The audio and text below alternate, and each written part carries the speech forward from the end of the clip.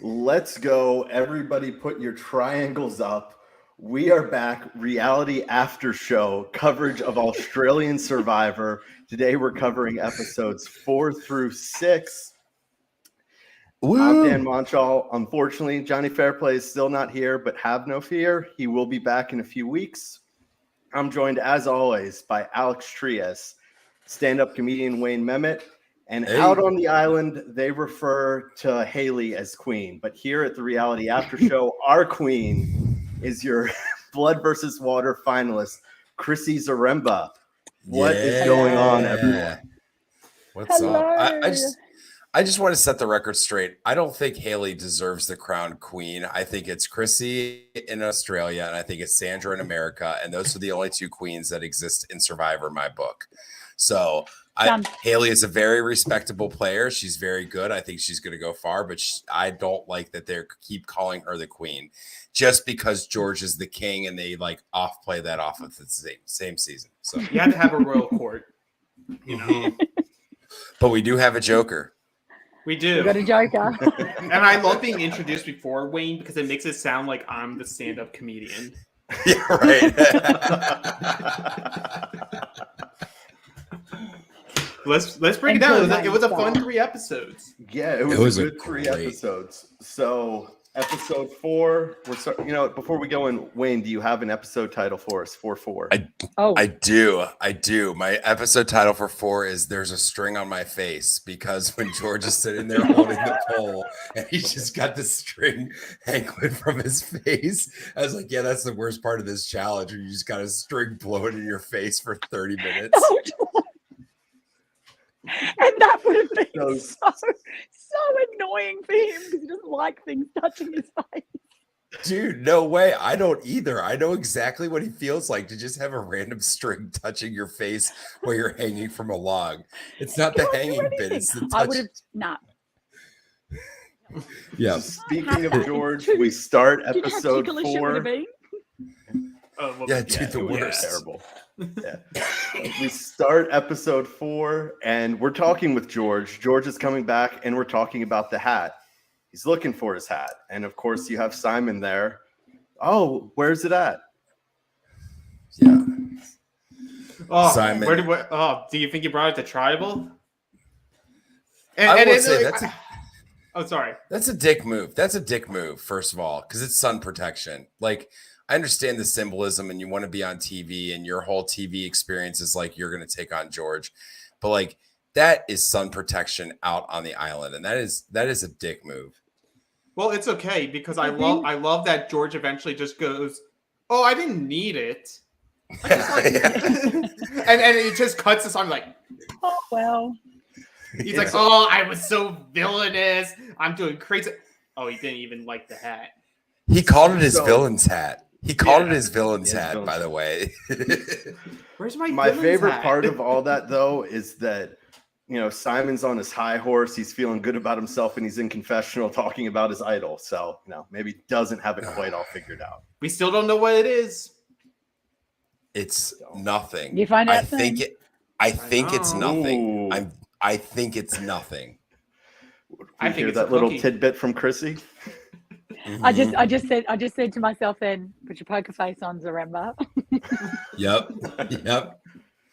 Apparently, we'll be finding out soon. Yep. Maybe. Can't wait.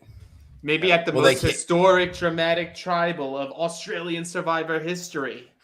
I'll bet it kicks off the first episode of next week. I'll bet it's the main point of the first episode of next week to keep everybody like, what happens after this? Well, be ready because I don't know what advertising you've seen, but Sunday night is supposed to be like the episode. And from what my little birdie tweet tells me, I've got several little birdies actually. Buckle up. Buckle the fuckle up. Johnny needs a new t-shirt now. Buckle the fuckle up. Sake kid, make the shirt. Put it on Insta. I'm writing in my notes right now. That's the new episode. That's the new episode title of season 10, episode 7. It's going to be Buckle the Fuckle Up. So right from there, we have that little bit in the beginning. We get the intro, and we're back at Hero Beach. And this is the first where we're kind of hearing more about Jerry's foot. And, you know, he mentions there, as we find out, that he feels really close with Sharni and Haley. And, you know, Sharni, this is where we get a little bit more from her. She says that, you know, Jerry reminds her of her good old grandfather. And as we find out, you know, it's an episode or two down the road, how close that really means to her. Mm-hmm. Oh, for sure. And honestly, like, these episodes gave me more of an appreciation for both Sharni and Jerry. Like, we all went in knowing that we were going to love Jerry. Like, let's be real. We all were like, oh my God, he's going to be so lovable, rootable. But, like, I didn't know what I was going to think about Sharni. Because, like, the first week, we really didn't get much from her. But, like, this week, I was like, okay, I can actually see myself rooting for her. I can see her being part of this, like, little underdog gathering that we're starting to develop cross-tribal line. So I'm looking forward to seeing what she does. Agreed. And then right from here, I completely agree. Go ahead, Chrissy. So then we kind of get our Rogue Sucks montage. What we have her one quote: "She's never afraid to stand up for what she believes in. She stands up for logic." Okay. So what can go wrong there? You know, she's the only hero. She's the only hero here. Yeah. Well, no. There's two other heroes. Oh yeah, Matt. Yeah, Matt and Jerry. Jerry. Yep. Yeah. No one else is a hero.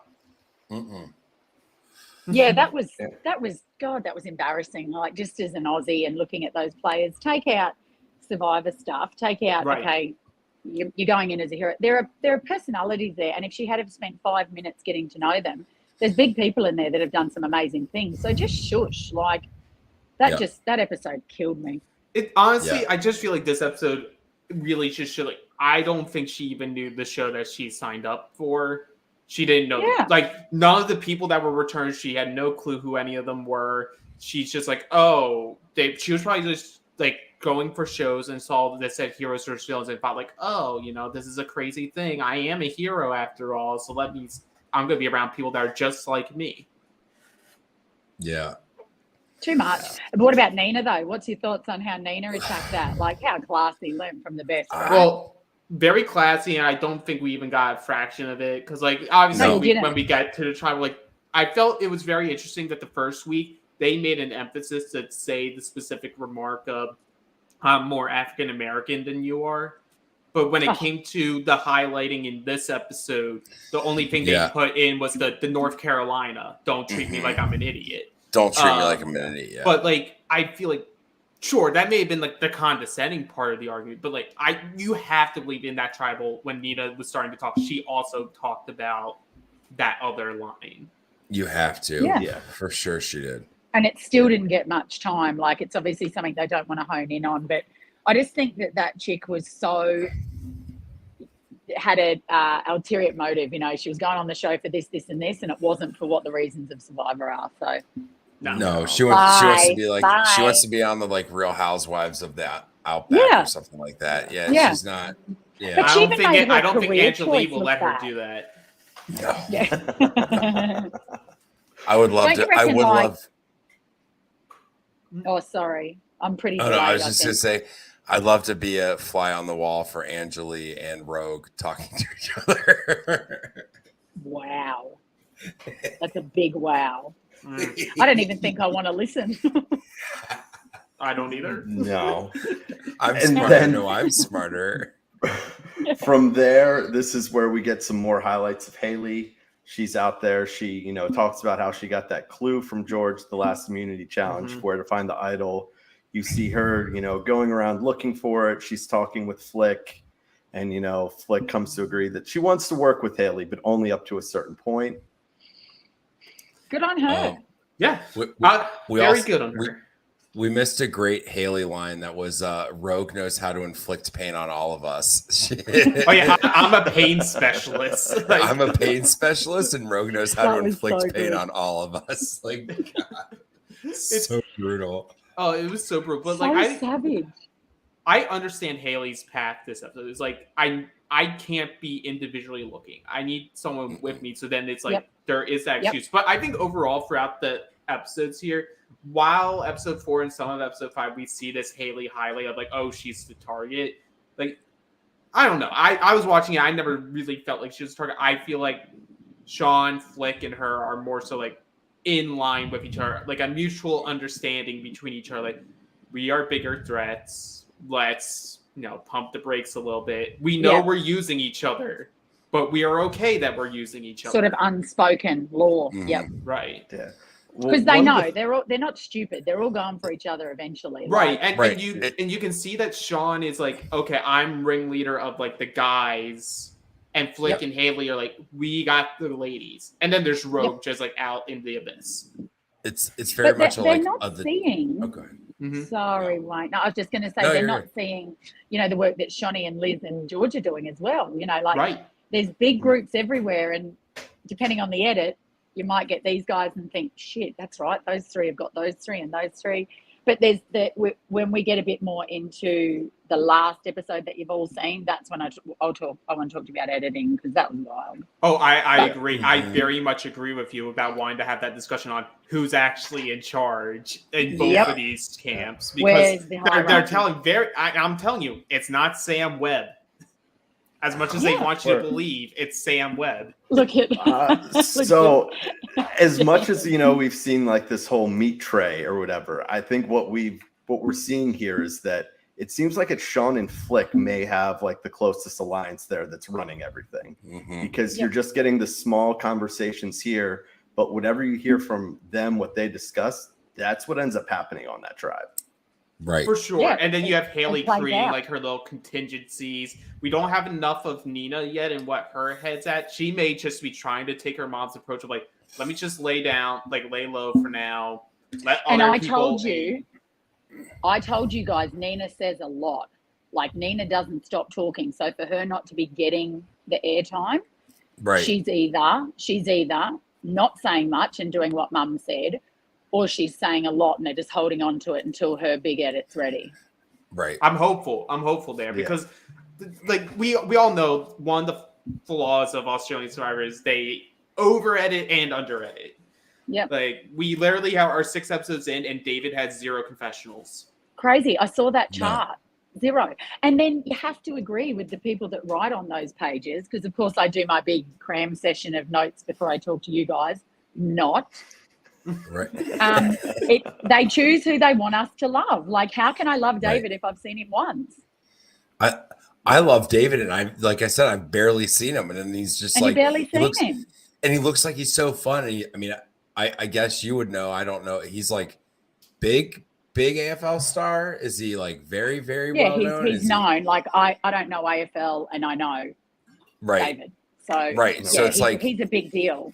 You would think like, hey, if you had like an active, we don't get like active NFL players on American Survivor. A show like that, yeah. And when they are active, if they are like even just right out of retirement, they're like backup linebacker, like they weren't not like big name. Massive. They weren't massive. We're not getting like Tom Brady. We're not getting giant level NFL players on American Survivor. I know. Just wait till that $500 million check comes down from CBS. Oh my God, imagine. But I'm just saying, so it's like, it is wild to me that you have a massive sports star on your show and he has almost 0 screen time unless he wins. Like, he's not winning. Is he not talking? He's not winning. Because don't forget. So I think he is talking, but like I heard someone say on a different podcast that like maybe like when they bring him to confessional, he does too much of like the athlete speak. Of like the sort of like saying stuff without actually saying anything. So they're like, we're going to rely on Sam to speak. Who just comes in with the guts. Yep. Right. So, and then eventually when Sam gets cut, because that's what I imagine will happen, Sean will then be the voice of David. Mm-hmm. Oh, absolutely. I feel like what we're seeing at the moment is just those big names, getting all the viewers in, getting us attached. And then soon you'd think something might go down that twisted on its head, and the next minute we've got confessionals from people we haven't seen yet, maybe. Because to be fair, how much of Flick have you seen? And she's up there. Not much. No, how much of Liz has 1 confessional? Look at Liz. And Liz is in a power pack. Yeah. Right. Like some of these people are at least benefiting from like maybe they're not getting confessionals, but they are getting like the scramble airtime. Because it's like episode 6, it's Liz and Shawnee that give the name. It's them who do, and you immediately know like, oh, they're the ones running shit. And that's how it's all done. But like Flick and Ben, like all their conversations are just like quick little like off, like it's a cameraman that like has to change their camera from something else that's happening to catch what Flick and Sean are talking about. So like they're keeping it on the extra DL where like the camera crew can't even catch them talking about what they're talking about. Right. Like a last minute thing. Yeah, that's right. True. Yeah. Because when you're there, if you want to go have a D&M, like, so if I wanted to go talk to Josh or whoever, you're like, we're going to go. And so you start walking and the cameras will come with you. But if you want to be sneaky and go, oi, no one's on us, let's go. And you hustle off, someone's coming for you as well. So there's such little amount of time. Yep. Right. Yeah. And then from here, we go to the reward challenge. And they say this is where the very first challenge in Australian Survivor history happened. Sam was there. And so for this challenge, it's, a race in the water for the ball. So it's 3 people from either tribe racing to get, the football, 1 person on the platform that's trying to kick it through the goal, which this is kind of a Australian Survivor staple. We see this one a lot. But this is the least exciting one. Yeah. We did it. We did it on ours. Yeah. Like I went, I've done this one. Give me more, but it is a hustle. It's aggressive. It's kind of fun. It shows off their skills. Your AFL stars get to shine. Yeah, athleticism gets to, I don't know. Yeah. I just found this one very funny because, again, this points to, like, David is the reason why they win. Like, he gets he helps teach, like, Flick how to kick it. And then the person who gets the confessional is Sam Webb.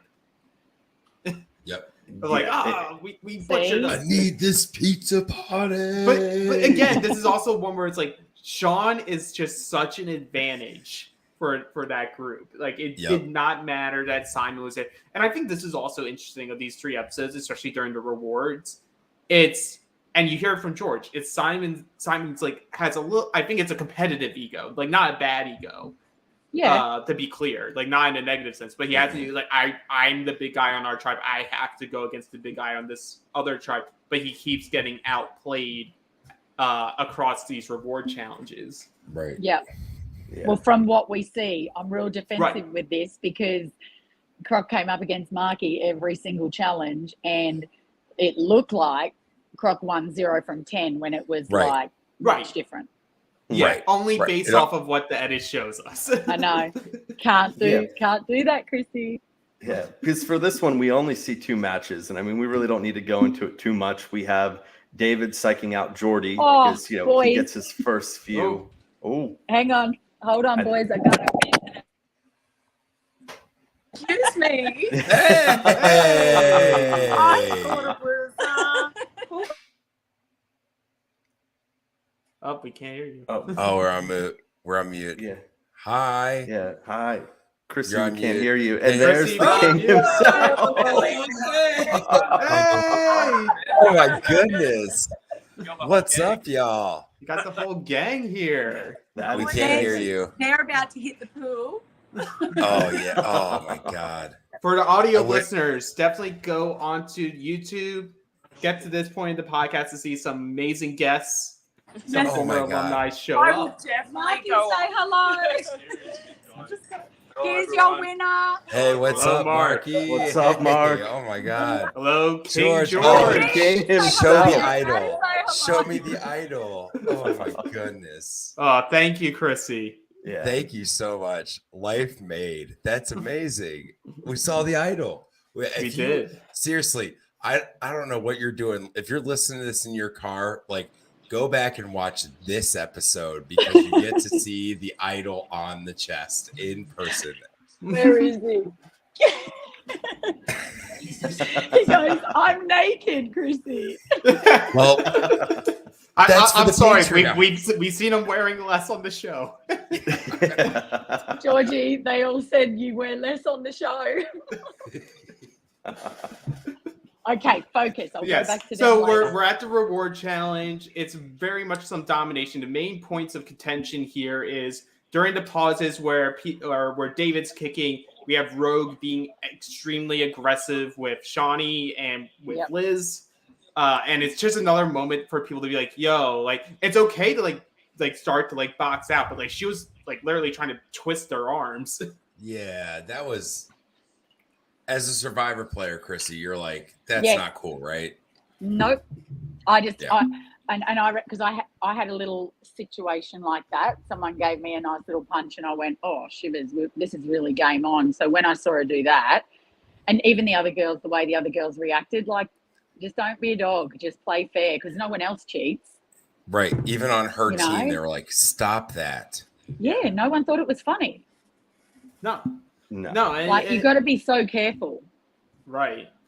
Other point I want to give is to Jerry, George, and Stevie for all going at it as we future learn in episode 6, the old guy alliance.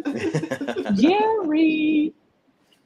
Man, like I give Stevie a lot of props. Like he's in his 60s. And he's like, holding his own. Yeah, he was like vice grip. Like I'm not letting go. I'm gonna give all that I have. Like all props to him. At the end of the day, the heroes win the reward. Yeah, I mean, I have in my notes here. It's because at one point they're saying Stevie with the vice grip, and if you look at it, he's beast in that challenge. But yes, heroes win reward, and they win pizza, kind of pizza party. Salmonella. I would quit the This show. is the most Australian Survivor thing ever. Y'all, I would quit the show. I wouldn't be on the show anymore. No way. You Frozen can't bite pizza? it. You can't. It's not cooked, guys. You're gonna die. I have never expected that. I expected cold pizza, like, oh, it was cooked, but like it's been out in the sun all day, so it's like this lukewarm, disgusting pizza, but it wasn't even cooked. No, it was still frozen, and I don't know how you're supposed to cook that over the fire. Like, but did you see it? It looked like a disease. It looked like Haley was doing some science research. Like, it was pink and white and creamy. I can't believe they ate it. I don't know. Somewhere. Well, but while they're looking for it, David, once again giving David the credit because I refuse to give Sam the credit, finds an advantage in or a clue in one of the boxes and hands it off to Sam real slick. Yeah. No one sees it, but you do see Haley like rummage through the ice crate. But how did no one see that? That was the least conspicuous. It's possible that everyone was just looking around everywhere. Because you don't have like a camera shot of the whole tribe. You only see him like opening up 5 boxes. And, like, dude, he's like, here, get this one out of here, man. Get this one. Oh, I got it. Get the clue. Get the clue. Dude, it's like the love note from Jonathan. Yeah. But then what makes it even worse is that there is no subtlety whatsoever. As soon as they're done, the 4 dudes just walk off. Do we want to go this way? Yeah, let's go this way. And it's not even all 4. It's just Maddie's not included. The catch of the day is discluded. It's probably because it's on land. Yeah. And I mean, and it's clever. Like, they were talking about it strategically and saying, you 2 go and what have you. And you see a bit more in the next 2 episodes as well. But I don't know, like, that's a little unspoken alliance in itself. Mm-hmm. Right, but what I love here is this is like what I wanted to see from Sean. This is like Sean rising, learning from his previous experience. And we got Sean taking camera shy George. What is going on? My king. He's camera shy with his new buff body. Don't talk, just pretend I'm tapping you. He's a real good boy. Like, he plays by Channel 10's rules, whereas I'd just be here going, of course. What's up, bitches? Yeah, right. Yeah. No, I appreciate that. No, we don't want him to say anything. We love the cameo. We love the cameo. Yes. But love the cameo. Get a Georgie cameo. Yay. Yes. Book me now. He just... yeah, book him now on Cameo. Yeah. But what I love here is they are like, they don't know what the clue is yet. They're like, No. We have Sam who doesn't know what a knoll is. He's like, oh, the only grassy knoll I know is this. It's like, okay, Sam, I don't care about you. Bring me Sean. And Sean's like, hey, I'm going to find this for myself. Yep. Yeah. Oh, he's a good man. He is there to play. And he did a story the other day, or maybe Megs did, and it said, you don't leave your missus, you don't leave your kids, you don't go for 8 weeks without hustling and playing this game. And if you don't want to have someone lie to you and cheat and deceive, don't go on Survivor. You're not there to take it so personally, And I love that they said that, because people often go, oh, he's meant to be the nice guy. Look at him. He's going to keep the clue and he's going to keep the idol. Bring it on. Yeah. And I love that, like, him being on here makes sense for the casting. And it's like, I tried playing as a hero. I understand I'm on a hero tribe, but it did not work for me. Yep. I lost. Yep. So I need to be more self-interested. I need to be more villainous. And I look need to how take he's more going. control. Well, and it's how like, he's going. Because I said last week. I think you see it so much through returnee players that when they come back, they play a lot like the winner from their season or someone who, did really well. And I feel like he's taken a little bit of David got one over on him when, the last time Sean was on the island. So maybe I need to play a little bit more like David. Right. Wow. So I didn't see any of that. And I don't know what you're talking about because I haven't watched them. And even if I did watch, I'd just be perving on Dave and Sean. I wouldn't have cared about the actual strategy behind it. But that's fair. I get what you're saying. He's come back, and from what everyone's saying, it's very different. So I love that for him. Well, and it's like, it's not like it's easy to be out there. Like, it sucks to be out there. So like you're saying, if I'm going to go away from my wife and my kid for 8 weeks and live on an island and eat rice and beans for 8 weeks, I better fucking win. Like, win. Yeah. And if that means you're going to be really pissed at me when we watch it, well, cry me a river, because you'd do it to me if you could. Absolutely. Right. But like the thing that I said last week was I wasn't sure if he would have the strategic game to back him up. He was just gonna be like, I'm the brute strength, I'm like that type of player. I'm like so what do you think? What do you guys think? Oh, I'm impressed. I'm impressed with him after this week. Okay, good. I thought he had a really great week. Mm-hmm. Yeah. He's up there more. I didn't really have him in like I had him post merge, he'd be an early out in the post merge because now we don't need the big, strong, tough guys. Yep. I think he's going to have alliances built that are going to keep him around, because I think this, like, everybody doing meat shield alliances are really helping everything. Yeah, taking so a field with you. Yeah. Like Flick and him and Haley doing their thing, and even like George and Shawnee on the other tribe, hey, we're both threats. Let's get everybody else out. Yeah, right. Exactly. And if he can get to dinner, he's someone where, as much as he's a big threat in the pre-merge, a lot of individual challenges aren't made for someone of his size. So he can sort of get out, he can sort of like go back into the background and let these bigger names be targeted. He is hoping. Yeah. So right from here, the last thing we kind of get before the immunity challenge is this is where Haley's still looking for the idol, and it's where she pitches, let's throw the challenge. Now, normally you shouldn't throw a challenge, not on your opening tribe, but if you have Rogue, why not? I don't know. If Johnny was here, he says sometimes you do throw a challenge. You're up by 3 and you have somebody you hate to spend time with. And they've been there way too long. You need a way to build trust, and you need a way to weed out the cancers of the group. And if you're there to play, you need a way to figure out like who's voting for who. And she took it on, because don't forget, she should have gone based on, what do you call that, stats or the facts that, the winner always goes first. She knew that risk, and she still wanted to have a crack. So that's to her. And Dan, you're about to say what the challenge is. What a challenge for them to have her throw. Yeah. So we'll skip ahead right to that, the immunity challenge. Bless you. So this immunity challenge, you have everyone wraps their arms and legs around a pole, and it's just who holds on the longest. You need 2 people on your tribe to stay. Yeah. Once you go under that, the other tribe wins. And yeah, as you know, you were alluding to, Alex, this is one that you think Haley probably wins this if it's an immunity challenge. Oh, she's got to win it. Haley can hang there for days. Honestly, she can hang there. Yeah. This is her thing. You saw her on that other pole one. Like, the girl's good with a pole. Chrissy, and how are if you're you with good the at poll? promo code Survivor. They love it when we do that, Manscaped. Wait, I need to just try something here for you. You have to just hold. Georgie, was the piece of string dangling in your face so annoying?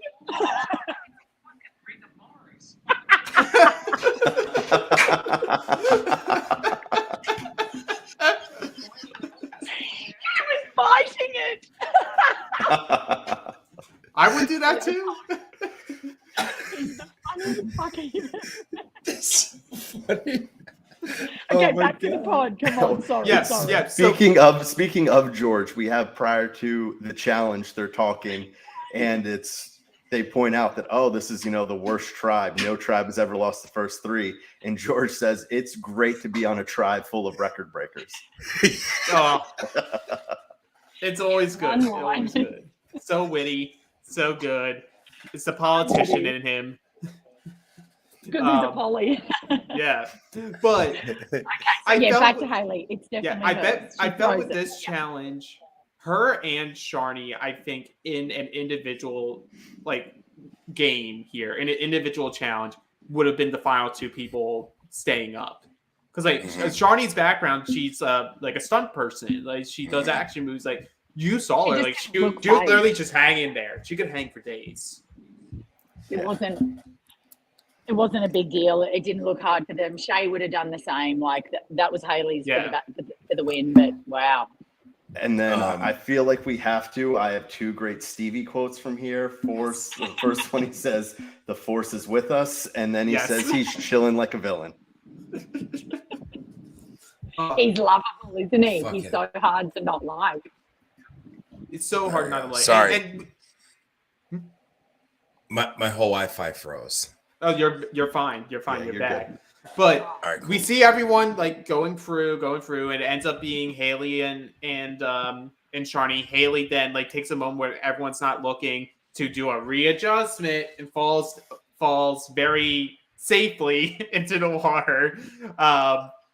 Villains win, and we get the true showmance of the season. Stevie sneaking some kisses on Simon.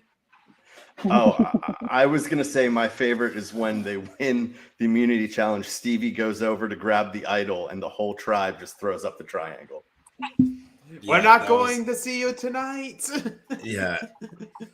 I also loved JLP saying Simon's t-shirt muscles are no good today. I think that was that was the line of the episode for me. Didn't need the muscles for the pole. No, you don't need the muscles for the pole. No, less is more. But we do see it. Wayne, how jealous of Simon were you when he catches Stevie and Stevie plants a few kisses on his cheek? I wanted the theme from Titanic to be playing while that moment happened. I wanted Celine Dion singing. I wanted slow motion, bright flashes, splashes, and kisses. It was the Little Mermaid moment we all wanted. That's what I'm going to say. It was beautiful. I love the bond. I love it. It's so great. I think I've already decided that hopefully Stevie's around for a while, but if there is a time where he unfortunately gets voted out, I'm gonna have to get a hold of Stockade Kid, because I just want a montage of you and Stevie over the Sarah McLachlan "I'll Remember You" song. Yeah, he liked Jerry. Yeah, absolutely. And it was these group of episodes too. We're now 2 weeks in. And in the preseason, a lot of people are like, why Stevie? Why is Stevie being brought back? And I think, especially on the villains tribe, sorry for Jackie, just because we didn't get to see her at all. We didn't. Yeah. All the other returnees that they brought back, slam dunk in terms of casting, dynamics, everything. It worked. And you knew that going in, because they were going to be the villains, they're not going to win a lot, but they're going to be entertaining as hell. Yeah, the heroes, they're going to win a lot. That's pretty much it. Yeah, there's no more. They're just going to win. Yeah, It's They're just solid.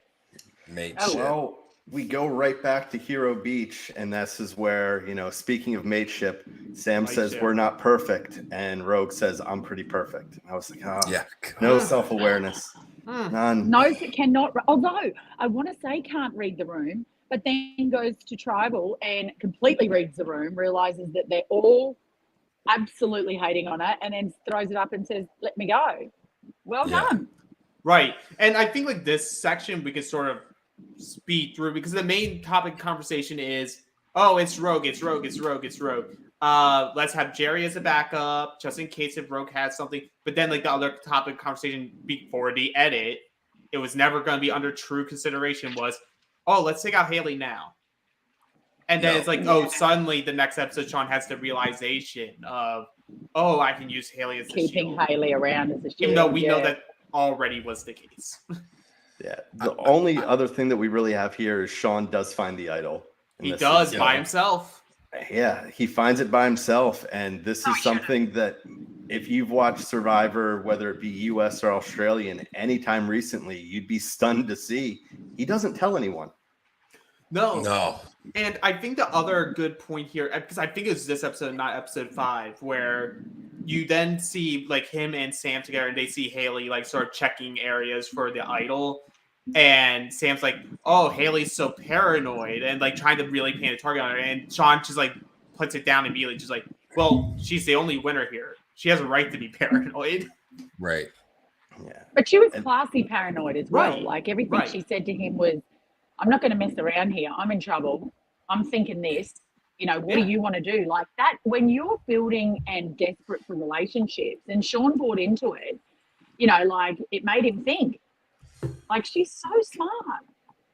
And so dangerous. But it's like it's at the same time, it's like she's so dangerous. They're dangerous, but you're also like, but I need to take the risk. Like that's the big thing with Haley, with Jordy, like stuff we're seeing this episode is like, I have to take risks and keep these people around. I know I have to hit them eventually, but now's not the time. Yeah. Well, and I also got to think that like when you get to this point in the game, if you like Haley's not the immediate threat, like George isn't the immediate. They've been there for long enough, right? So everybody that's a returning player is pretty much a threat, like an equal level threat. Are you thinking, Wayne, now? Because I don't know. Haley and George are so threatening that later that threat level is still high. Like you just said then Haley and George aren't the threats. If I'm going on, I'm trying to get rid of Sean and Haley, aren't I? Yeah. Right. Yeah. No, they are. It's a weird like dance that you're doing with what a threat is. Like that they're a threat, but there's like other types of threats that you're like aiming at first because you're also like, if you viewed yourself as, well, if we take Haley out, who's the next person, then you're valuable to keep around. Like for Sean, he has no reason to take out Haley because once Haley's gone, he's going to think all eyes are on me. And 1 versus 10 isn't good. Okay. And you see the same thing on the villain. Sorry, I think you were going to say it, Wayne. Same thing on the Villains Tribe with Shawnee, how she didn't want to get rid of George because if George isn't there, then she's viewed as the biggest threat, being probably the best player there. And what I think that isn't being shown yet, because I think it's going to matter more later, is this Jordy's doing the same thing, but he's doing it with Simon and George and Shawnee. Like he has 3 shields in front of him, and I think that's going to matter. And I think that's what like we allude to next week, like the next episode being something huge. I feel they're really setting it up for Jordy to be whatever decision is made. I think it's because he's like, I'm approving of this. Right. Yeah. Right. I think Jordy's the real, like, kind of the real power player at this point in the Villains Tribe by his kind of inaction. Like his, like they always keep cutting to him to be like, what do you think about this? Like it's Simon and the girls. And now even in the next episode, George coming to Jordy to be like, he's kind of this linchpin because he's not playing up his character. He's not really doing much right now. Just wait. You know, we were just talking about Georgie. He's just having a quick shower. Hey, What's George. up? Hi, George. Guys, I'm sorry. I just love, like, I feel like you guys need to watch the video. The constant best. shots of George is the price for admission itself. And don't worry, Channel 10, he is not saying or alluding to anything. Yeah, he has not said a word. I'm just giving you some very, very random. Tara's loose. The Duchess is Georgie's go-to, and we're all just being naughty, and I'm trying to do very serious podcast. That's not a very serious Nah, podcast. this is an unserious podcast. Not serious. But this gets us to tribal. The one thing I have before tribal is if we're going to keep showing lack of awareness, Rogue says she's not vaguely nervous. This isn't a real tribal. There are no guns. What did Just you like think Rogue, she signed you up don't for? know what you're doing. What I did will you also think she say signed up for? that if there is a version of Survivor that would bring guns to tribal, it is definitely Australian Survivor. I just watched it so many times, like so many moments like this. Like, yeah, stop. I'm really glad they voted her out. I don't want to watch any more of her. Why do you bring a fur coat to an island? Yeah. Especially when you're an animal activist. But aren't you an adult? Yeah. I'm a teacher. Why are you wearing that if you're an animal? Oh. Like, I it's bet faux. it's faux fur, but I'm like, I know. but the implication of it all is this. So we have tribal, we see some blow-ups, like Rogue like calling everybody out, then Rogue gets called out by everybody. And I think my favorite part of the dialogue, just because the crux of it is her and Paige somehow, because we find out off the show, Paige is a trophy hunter, which, you know, not great. And maybe that also explains why Paige is such a shitty version of what a hero is. Because to Paige, a hero's your mate. It's your mates. Right. You know, people you chill with, they're heroes. And I'm like, come on. A hero is someone that you look up to. Right. Yeah, I know. It's hard because it was like she was trying to just literally say anything that Rogue wasn't going to say. Like, she just wanted it to be, I think she was trying to tell us as the viewers that Rogue has absolutely zero cares unless you're Rogue, you're shit. Right. Like, that's what it felt like. And so Paige was like, no, we're actually humans. So we're actually doing something really good here. And then she just dug into those things maybe that weren't probably the greatest cross-reference to a hero maybe. Yeah, Right. I think the most important thing from this tribal is what we didn't see, because I imagine that almost everyone on that tribe spoke up, you know, on behalf of Nina or just on behalf of everyone there not liking Rogue, because I think she took a beating prior to her kind of just saying, I'm done, vote me out. And Yeah. I will say that definitely happened. She would have been crucified. Someone would have gone at her finally. She didn't like it. And then we get that, which looked like it was said straight away. Like, I'd love to know how pumped she got when she first got there, because she doesn't hold back. And then all of a sudden we just get the I'd like to leave. I reckon there was a bit of a hammering too, but I don't know. Right. Yeah. And, you know, see you later. Jerry gets the 4 votes from the meat tray. And I feel like that was just them, like, just being so giddy to do a vote split of some kind. Because I'm like, oh, come on, leave Jerry alone. You don't through need enough. Jerry. Yeah. And But so, that leads you us to episode 5. Yeah, JLP, you know, breaking it down. Sometimes a hero can go rogue. Ha! The best. Yeah. Best in the biz. Okay, Wayne. Episode 5, Wayne. What do you got? Ben or Jerry? Hey, there we go. Look at that. Hey. I was very proud of that one. I'm you get your claps. You get your claps. So episode 5 starts off and you see Jordy. He's standing there. It looks like he's standing next to a child, but it is in fact Frasier. and we get a little bit Are you of sure? their bond that we have. That's what they tell us. I don't think Can we the talk camera gave about us how enough by evidence. episode 6, Fraser Island gets more airtime than Fraser the player? Fraser Island is what he calls the sandbox. Yeah. I thought that's what he calls his nether regions for when he's manscaped. Fraser. But they got the same sense of humor. So essentially, Fraser is Jordy's Stevie. I want a shot of Fraser on top of Jordy's shoulders by the end of this season. I want him in like a bassinet. Yeah, or like he's in the pouch of the Like overalls. hangover. Like hangover. Yes, that's wearing the glasses. Did you tell the truth? Okay, because I laugh a lot. I feel like I'm a real laughy person. When him and Geordie went into that monologue, and then the end when Geordie just loses it, and Fraser saying he's just going to pee all over the campsite, we is laughing because I love. Yes. I don't No, because I feel like that would be my humor on the island too, of just like those dull days where nothing's going right. It's like, I'm just gonna throw the food out. Relief. You'd be so good, Wayne. You'd be so good out there because you need it. You're so mentally drained. Like there's no, besides Strat, there's no real. You kind of get like George Costanza and Elaine. You kind of go dumb, and you just like. So talking about weeing next to your pillow is like really freaking funny. That's an amazing reference. That's so many references. I love it. Sorry. So we get the intro and then we come back, and it's really what's more important is this is where Geordie, he's really starting to pick up. Simon's rubbing people the wrong way. Maybe he needs to reevaluate some things and approaches the king. Smart move. Smart move.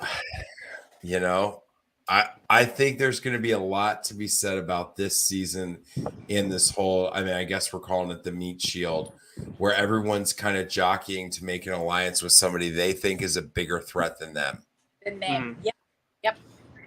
And it's also like choosing your parachutes. Because like Jordy's on Simon's side, but he's seeing the writing on the wall here. It's like if things go a certain way, I need another area to jump to in the event that we have to take out Simon, or Simon will be taken out. And it doesn't look like Geordie's in that much with the girls. Like he is sort of resorting to a different strategy because, the girls are fire. Like, and Geordie's so he's love the Spice Girls. Love the Spice Girls. So he's smart because he's like, all right, well, if I can't beat him, I'm joining. Absolutely. Well, and it's like, and it's also Simon's shown that he's not super easy to work with this season, at least initially while George is still in. Like Simon's just totally driven on trying to take out George still.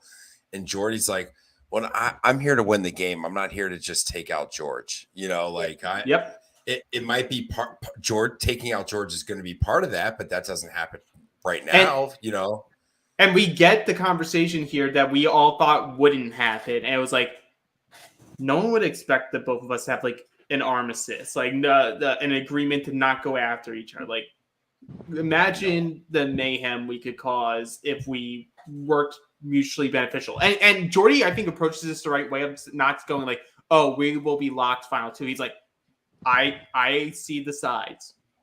I keep your name out of Simon's mouth. Yeah. You keep my name out of the girls' mouths. Yeah. We're good. But I think Geordie's sort of going for the social strat to come over to get Georgie, and then he's going to use Georgie's strat. But what Geordie's underestimating is that George has got one hell of a social game as well. So absolutely, just wait. And I don't want to give Simon a ton of flack because I think it's in this episode where like it's him like going a little aggro on George for momentarily talking to someone when he said he would help with the palm fronds. Oh yeah, that would be. I would like to say that's more hangry on an island moment than truly him being bossy. Yep, I agree, and I love these two players as well. Don't forget. So I'm watching. Yeah. Hard because you know, what you see is literally like what looks like Simon's bullying Georgie, the big boy's bullying, you know, the nerd. And I feel George just holds his own and goes, no, Simon, don't raise your voice at me. Like, not condescending, intelligently. I'm not going to buy into this playground stuff. But Simon probably wasn't being like that. He's just saying, bro, help me. Come and finish the job. We're all cooked. I need help. Don't say you did it. So I don't know. But like, that's part of the brilliance of George, where like he can be in this situation and you think like, oh, he's really gonna be on the out, but he's able to like gain sympathy from the girls more because he's like, I don't like how I'm being treated. Like he never raises his voice back. He talks very calmly, and then he's able to use it against those people. Be like, you know, like he doesn't view me as one of the guys, which I don't believe that's true. Yeah. But he's able to use it. I think Simon's getting kind of a bully edit, at least through this first little bit. I don't pay too much credence to it as like a Survivor fan. I think he's definitely getting an edit, and you know, next week he could get a totally different edit. You know, and he's getting an edit that's competing with the king of the show. Right. He's beating Hayley. She's the queen of the show. You know, Sean's the prince. Like Nina's meant to be this. You know. Simon's getting the edit that he wants. So whatever it took for him to get that, he's getting it. We'll just got to see how it plays out.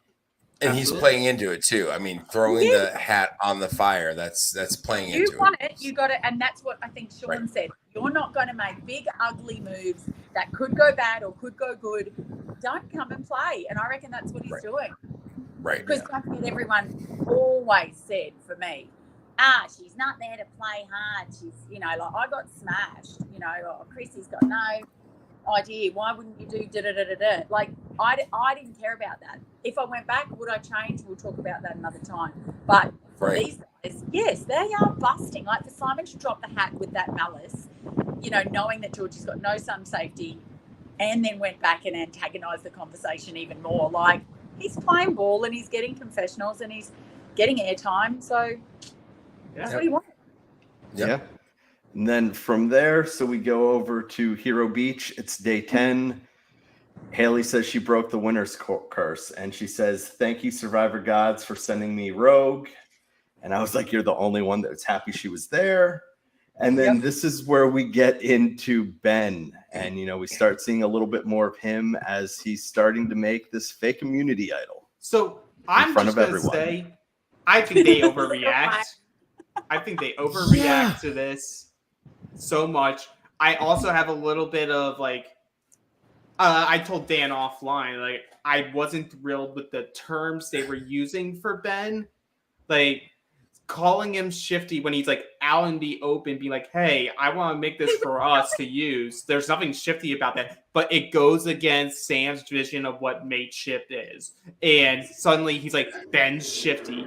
But it also feels a little weird from my end to call the, like, you know, an Asian lineage person shifty. It's a big stereotype. And I don't think Sam meant it. I don't think Sam was sticking it as he said it. But I was like, come on, what is he actually doing that's so shifty? It's dumb, but it's not shifty. I don't get it. I don't really understand why he did it. Is he bored? Was it going to do something? I think this is playing more toward Chrissy, what you were saying earlier, where it's like, he's got to be like on this island, like boredom is setting in. He's like, what are we going to, it's one of those days where it's like, what are we going to do? Hey, let's as a tribe make a fake, we're going to make a fake idol. I'm announcing it in front of everybody and God and saying, let's do this together. I'm not off in the secret. And maybe even if I'm not here, maybe someone can use this someday when we merge or something like, hey, we're hero strong. When we merge, we can say we've got two idols and this could be one that we show. Like, I get it. I don't think he went about it the right way, but I don't know how else you would go about it. You know, like all their faces, the contestants, we call them, the players, like Flick was like disgusted. Right. That's why there has to be more to it. Like, to me, I would have absolutely said, let's make a photo frame. You're so bored. If you've got 10% energy, I'll make some. We did a modeling. We changed all our clothes. Like, we made a runway. But it didn't get the reaction. This public announcement of a fake, it wasn't shifty. It was they were repulsed, weren't they? Yeah. It was the more only just thing like, that I really did like about it is they were talking. They're like, why did he put something green in the idol? Does he know something we don't know? And just by dumb coincidence, the idol has something green in it. But like when someone sees the idol, it's like, well, it doesn't look anything like it. Like the fake idol will not work. Yeah. You would think. It'll probably look better than Simon's idol, though. I mean, Yeah. So, I mean, that's kind of what we have there. And, this is kind of where we get, Sean, he's talking about his idol again. He says he's not going to share it. This is only for him. He says, about the rest of Sam, David, Maddie's, like, they'll know I have it when I go and play it. And I just have finally and capitalized all in my notes. Yep. Finally. And also it's him painting a target on Haley, even though which I found interesting because he was like, oh guys, I think Haley may have found it. Like she's been searching. And he's like, and then ultimately later in the episode, like, I think it worked too well. I'm like, well, maybe you shouldn't have done it then. If you want Haley to stick around, maybe do something that make them not want to say Haley's name.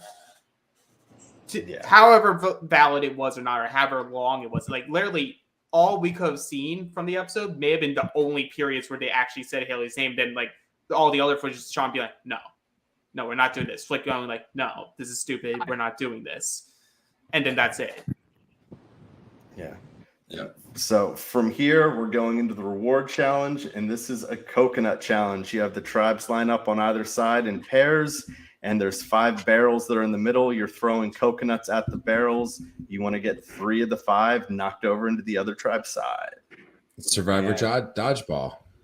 It wasn't it hilarious? Like that to me, just it nearly falling over, and then poor Shani looked unco, and I'm sure she's not.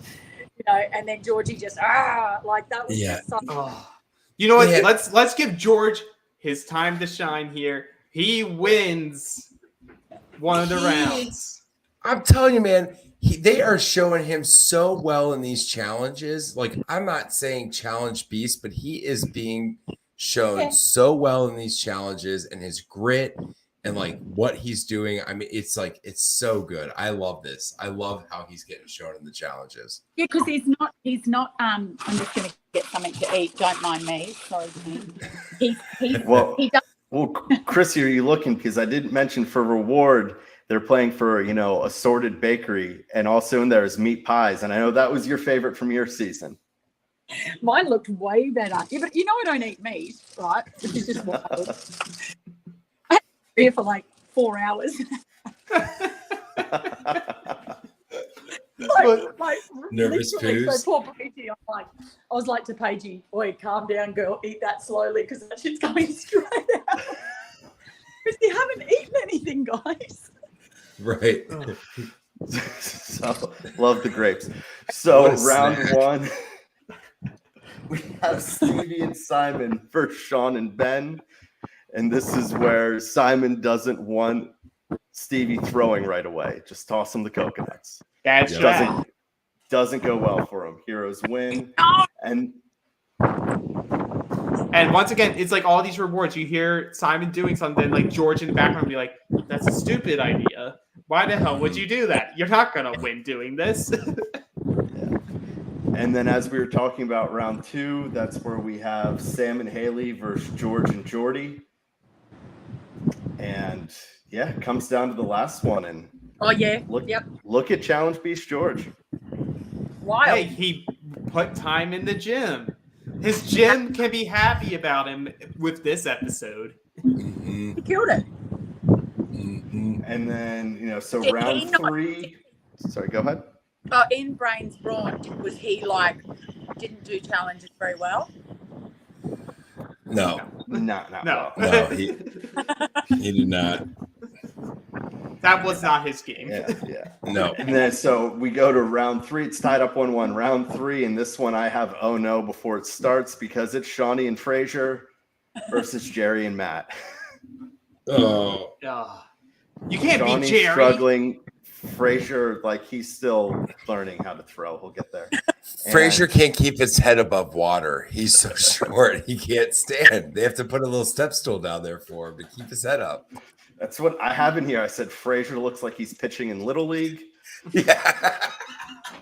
I'm obsessed with him. Oh, he's so cute. Yeah, He's gonna be the best 7th place finisher ever. You did something, Ribbon. You were here. And so that one's not close. They get 3 down before Frazier and Shawnee gets anything. And so then round 4, it's Paige and David versus Sarah and Liz. And it's a pretty clean sweep. Here we go. And this is where JLP heroes win the Bakery Bonanza. Bakery Bonanza. All you can eat. It's gonna be great. No, it's never is. That's the one thing I do love about Australian Survivor. It's like you would think, because like US is like sort of like currently, I would say it's actually like a little more hardcore because like you don't get any food. There's like barely any rewards. But it's like Australia. It's like we will start you with you. We will give you rewards. These rewards are gonna be shite. Oh, I can't believe it. We never had bad. I'm dying for these guys. Our rewards were dripping in tomato sauce and cheese hot dogs, no catch. Like bacon, lettuce, tomato, triple deckers with huge barrels of juice, no catch. These guys, salmonella poisoning on the pizza. And so we get to the reward. Sam takes a little portion because Sam has to. He loves to hear himself talk. And now he is forced. Oh, I love having someone I can hate on. Listen to the challenge coverage where I hate on Anissa every episode. My favorite part is, so Alex sends me a text a few days ago, and he's like, he finished episodes 4 and 5. He's like, we're shitting on Sam, right? And I was like, 100%. Yeah. Well, here's the thing. Sam's trapped in 2016 when he played. He still believes this game is mateship. Okay. And, I have to do the heroic thing. I have to be the martyr.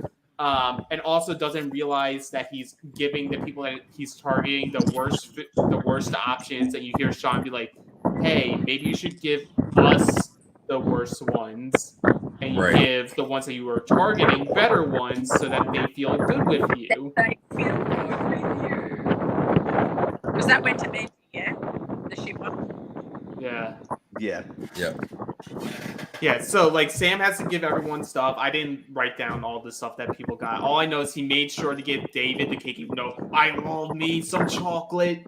But the grin on David's face getting that chocolate cake, I was like, oh my God, it feels like a little kid. But I don't understand. Like, you might make a little, you're really bullying my Sammy, but for him to not take the cake, like, you need the calories, you need the power, you need to look a little bit scary, like, he's a big boy.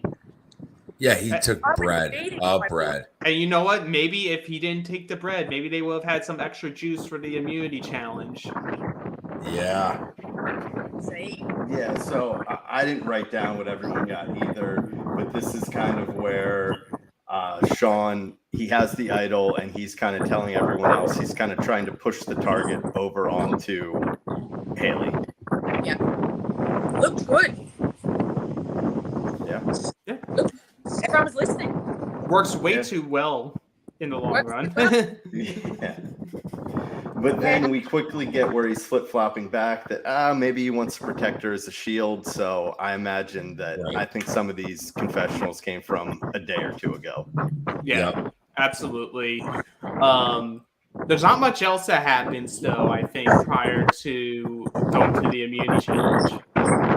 No, we go to the community challenge, and this is you push a heavy cart through a course, collecting rope, husk, fire-making supplies, and everything that you need to build a giant bonfire. Love a good bonfire. Yeah. Hey, you don't like?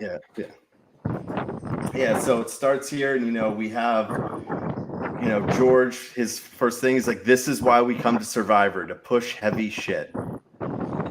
Yeah, drive those quads, baby. Drive those quads.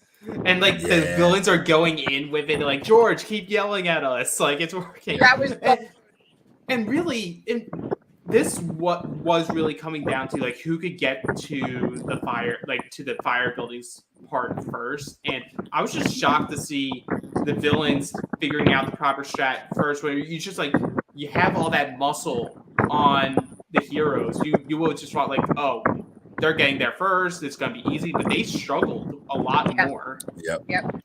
They also really loaded up their cart. Like I think they overestimated how much that they would need. Yeah.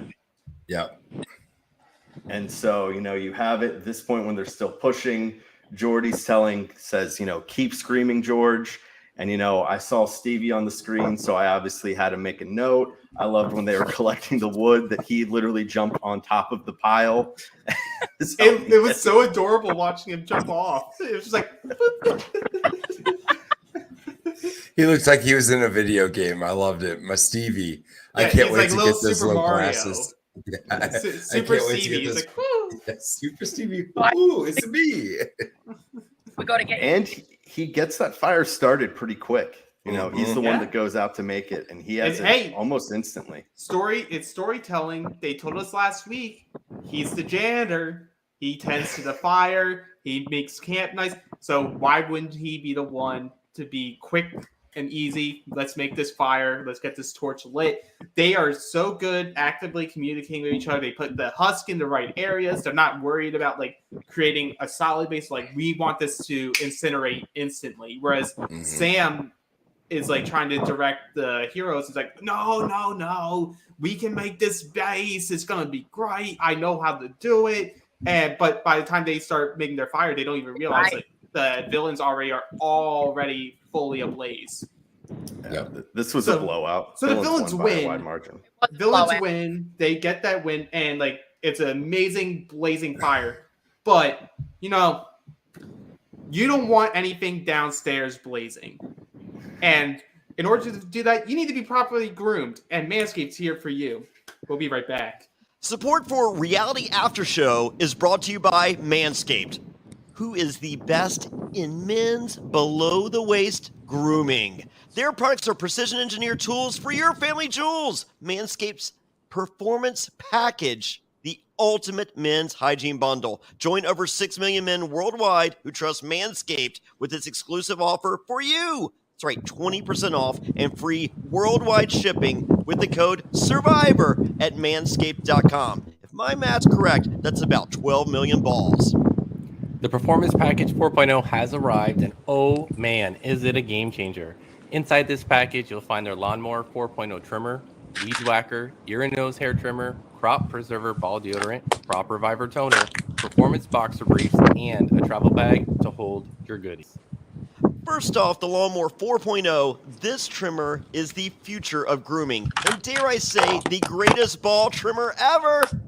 Their 4th generation trimmer features a cutting-edge ceramic blade to help reduce grooming accidents thanks to their advanced skin-safe technology.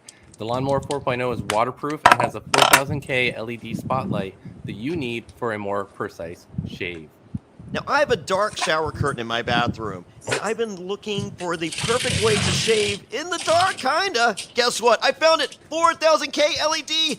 No longer a problem. I got perfectly smooth, clean balls, thanks to the Lawnmower 4.0. It's time to take care of yourself, so go to manscaped.com and get 20% off and free shipping with the code SURVIVOR. That's 20% off and free shipping at manscaped.com and use the code SURVIVOR. Unlock your confidence and always use the right tools for the job with Manscaped. Thanks for sticking with us through the ad break. And don't forget, for more exclusive Reality After Show coverage, visit realitypatron.com. That's reality, Patron.com. And we are back. Before we dive back into coverage of Australian Survivor, real quick, just want to throw out there that we do have U.S. Survivor season 44 coming up. And come on, who doesn't want to go watch Survivor with Johnny Fairplay and the Queen, Sandra Diaz-Twine? On March 1st, they will be in New York City. On March 15th, they will be in Nashville, Tennessee. On March 22nd, they will be in Cincinnati, Ohio. Wayne will be there. Matt Bischoff will be there. That's sure to be a great show. On March 29th, they are in Boston, Mass. Then all the way going to May 3rd, they'll be in Durham, North Carolina. I believe it's 17th in Charlottesville, Virginia. And then for the finale, May 24th in my hometown, Charlotte, North Carolina. And like I said, it will be Johnny Fairplay and the Queen, Sandra Diaz-Twine, as well as tons of guests showing up at every show. They're going to be doing a fire making competition. You know, I know the show that Wayne's at, he'll be hosting the Q&A. So it's going to be a great time. If you're interested in that, get your tickets at survivortix.com. That's survivortix.com. If you haven't been to a live show, can't recommend it enough. They're a ton of fun. Johnny knows how to put on a great show, as you may expect, and you never know what could happen. I met Fairplay at a live show, 3 years ago, and now I'm here. So just never know. I met him like 2 years ago, or a year and a half ago, and now I'm here. I mean, it's awesome. I mean, he's so welcoming. Howard, he slid into my DMs. Yeah. We're going to need the backstory on that one at some point. I think that's for an offline discussion. We should do a bloopers. No, I think it was my favorite. I was literally with Johnny when we pitched him because you knew he'd missed the first few episodes. I was like, oh, we should get on Chrissy. And immediately he just picks up his phone and FaceTimes her, and she answers. It's phenomenal. I answer everyone. Yeah. He did too, actually. He actually did. And he goes, I think his opening line, do you remember, Dan? He said something like, you were so annoying and you didn't have a good bikini on, but you were too much of a train wreck to not look at or something like that. That sounds about right. That's the most fair play thing ever. Yeah. Google. So as he's talking, I'm like, Google Johnny Fairplay, what's his backstory? And they're just like, the main thing was grandmother's dead, not dead. And I went, I like it. Johnny was actually, he was the subject of a podcast I was listening to this week, the Nate Land podcast. They were talking about reality TV, and they talked about almost exclusively Last Comic Standing because they're all comedians. And for like 5 minutes, they talked about Johnny Fairplay. Like that was the whole episode was just that. So he's the best. Yeah, absolutely. And he'll be back soon. But for now, heroes are going back to tribal. Heroes are going back to tribal. The first thing that we get is Jerry's ankle injury. And then right after that, because Fairplay isn't here for him, I said we get a real nice close-up of Flick, the bottom half of her bikini. Oh. Yes, he will love it when he gets to watch it. Yep. That was one. And so at first we see there's a handful of them that are filling up the water bottles at the well, but Ben is there, so that's where they pitch Jerry, and then this is kind of where the scramble goes because you kind of put Sharni on the spot there because everyone clearly can see how close they are, so she kind of just has to say like, I guess I will. But then when Nina pulls her aside right after and says, I actually want to get Ben, this is kind of where you just see everything go from there. And there's Nina's strength. Nina's strength is like, you nod your head, and then once the people that you actually want to target go away, you're like, hey, I know that was uncomfortable for you. I know Jerry's your mate. We do not need to go after Jerry. I would rather go after Ben.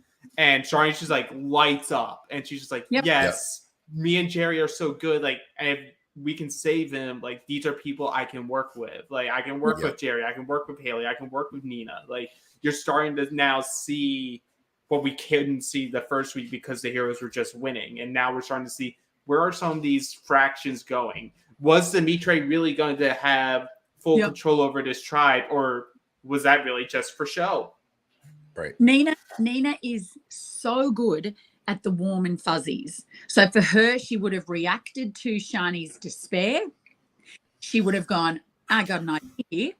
this is a bit of girl power. She's feeling a little bit funny. I'm going to let this play out. And then I'm going to go and wrap my arms around Shani, and make her feel good. And then instantly, Shani, she was there. So now they're a thing. That's how desperate you are for any kind of security or warmth, like in a friendship, I mean.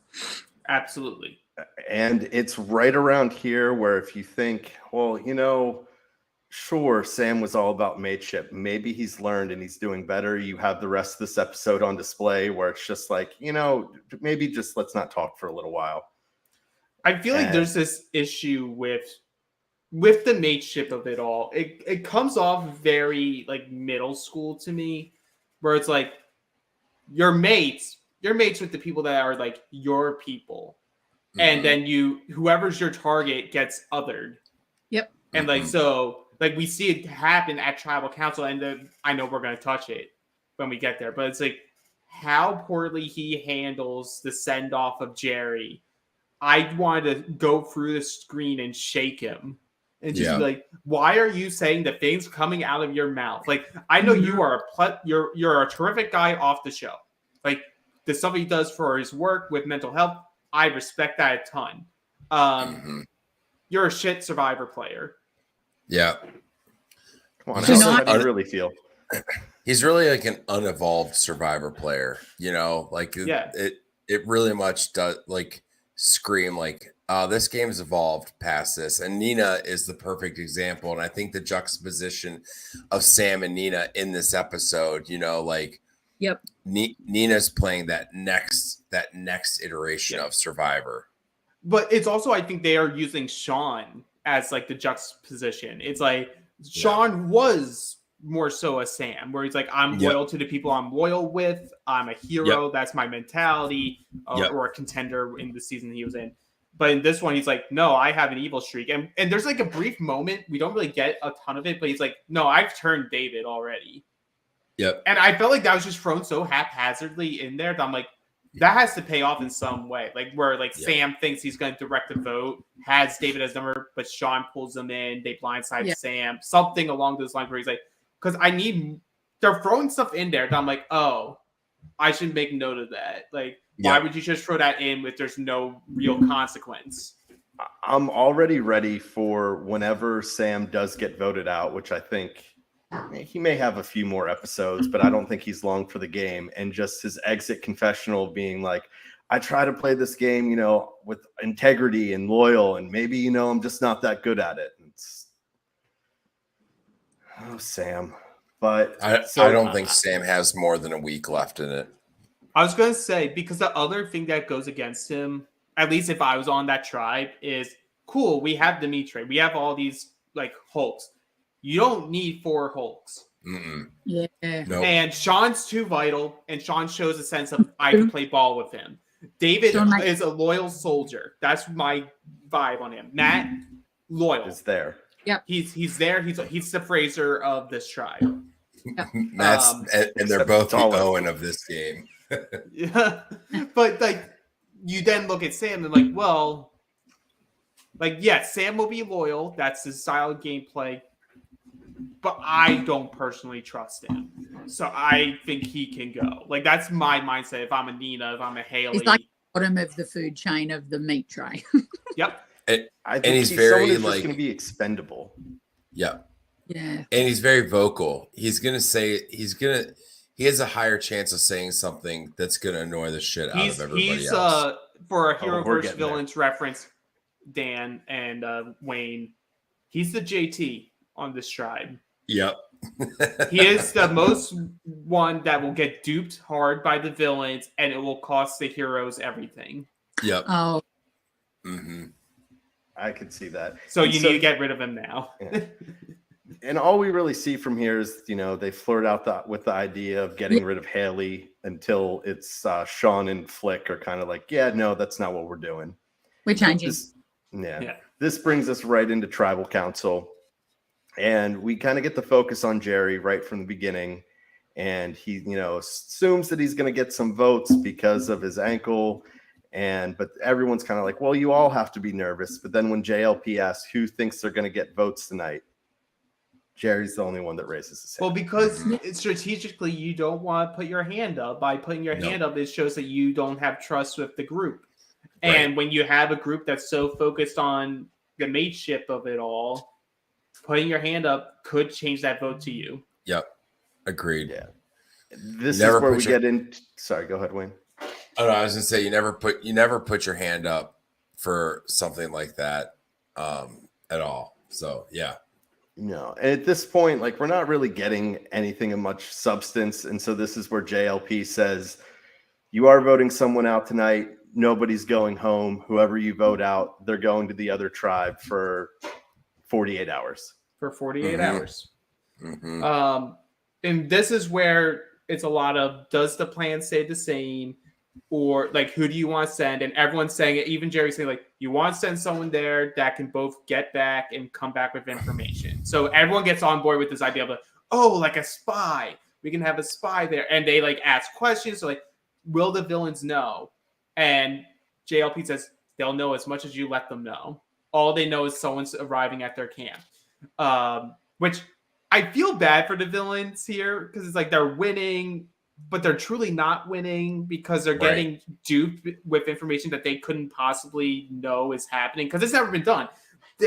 No one's going to blink an eye in Australian Survivor if someone from the other tribe randomly in the middle of the night shows up at your camp because it happens.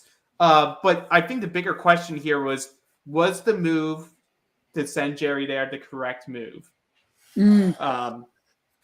So because you have Paige offering. Paige says, I will go. And our read of Paige is she is loyal to the soil to the heroes. Do you send Paige there and see what happens? Or do you still send Jerry because, that was what we were going to do? Paige is too young and naive. She's gone immediately. She's gone right away. I will also say that if I'm playing this game, I am doing what Paige is doing because I'm like, I get 2 days to build alliances with the people that we're going to merge with.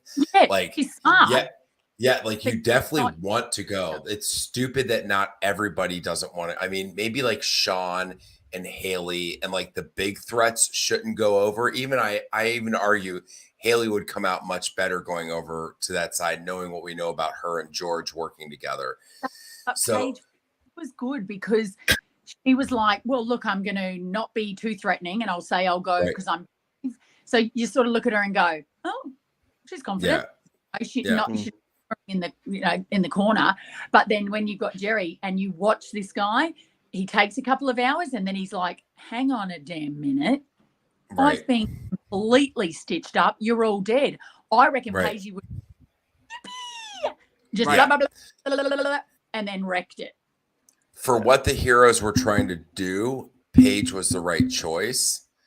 But who it helps the most, and I think we see it, is it's Jerry. I mean, Jerry, God, I love it. I love it. Jerry's origin story starts tonight.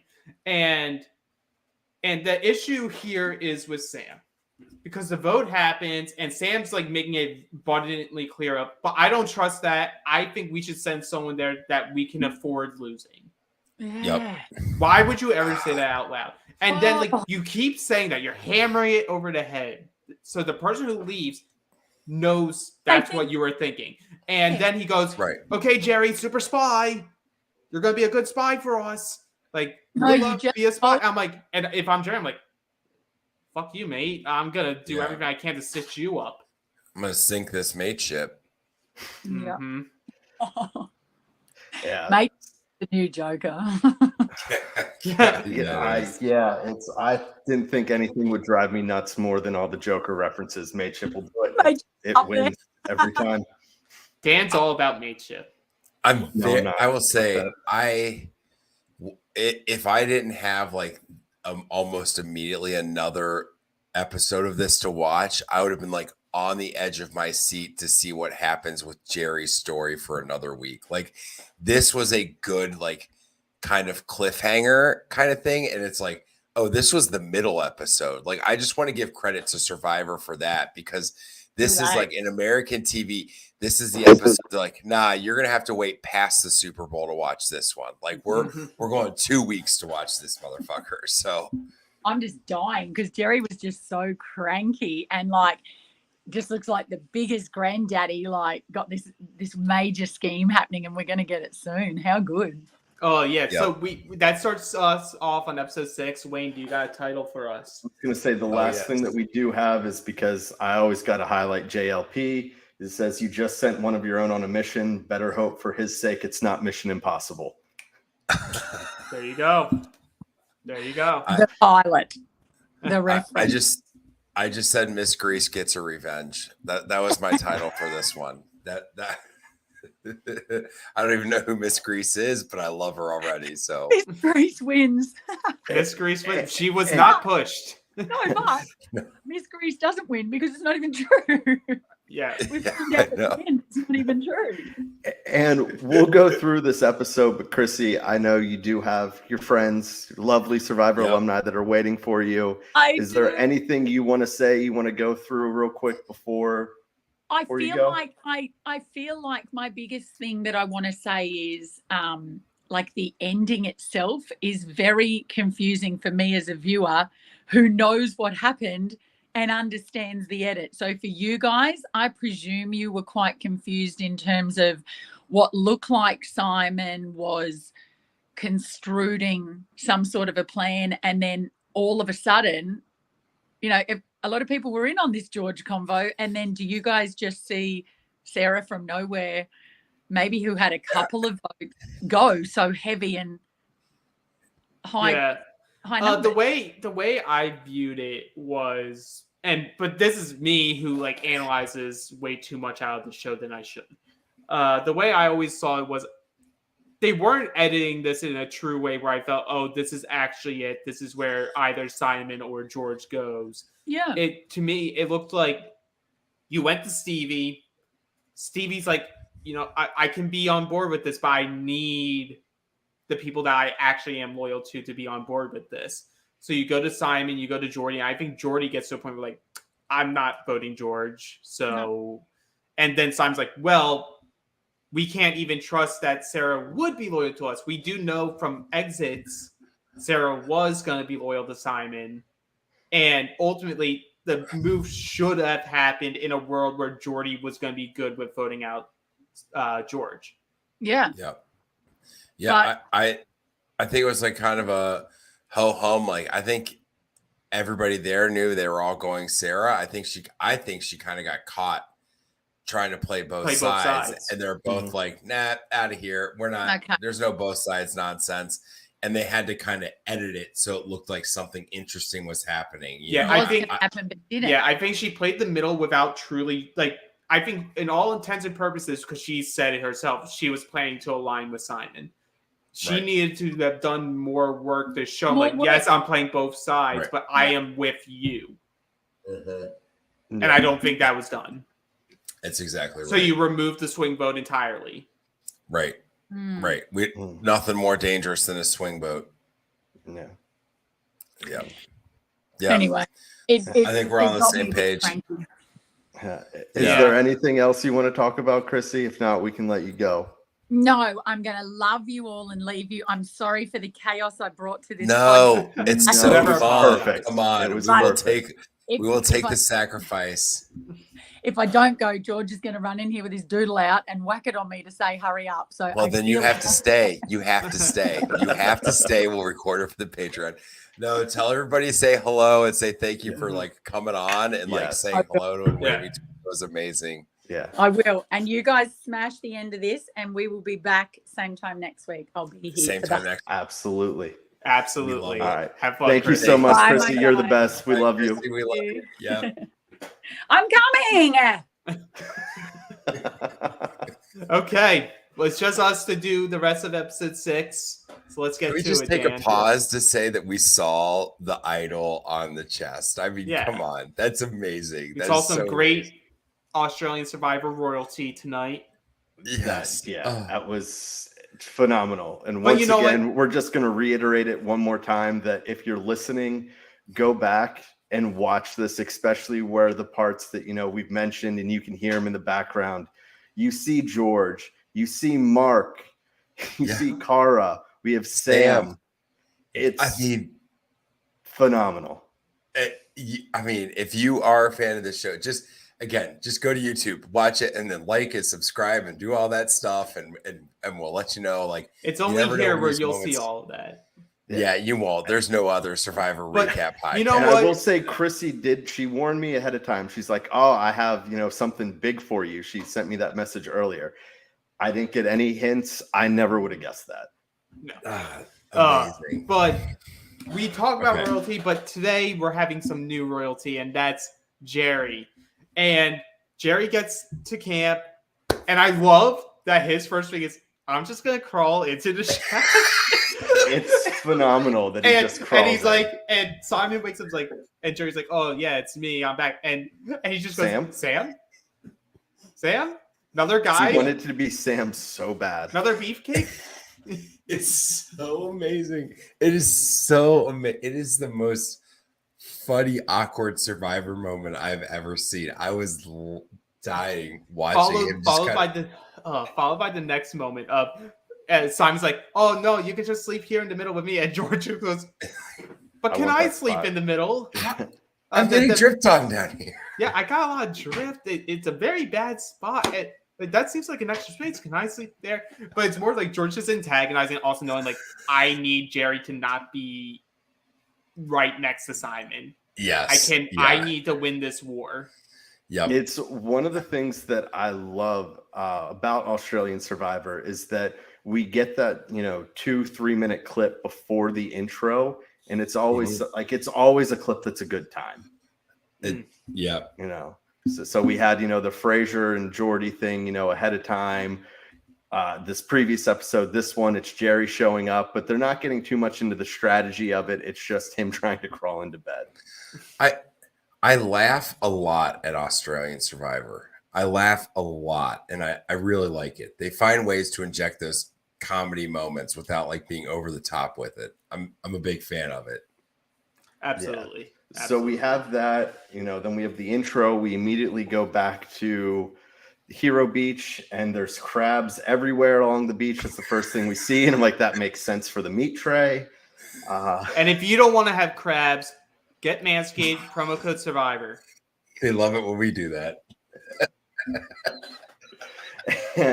But so they're talking about it, and it's, all the guys in the meat tray, they're so loyal to Paige, and it's just, we don't see any of that. Like, we can see that they are, but it's why. Right. And maybe, Alex, it's what you said, that maybe it's a little editing her out, seeing as some of the things that came out of her being kind of that trophy hunter. But it's just, we don't really understand where Paige is at in this tribe because we don't see her. Well, it's because, her heroes are her mites. Everyone on the heroes tribe is her mites, you see? So she's good with everybody.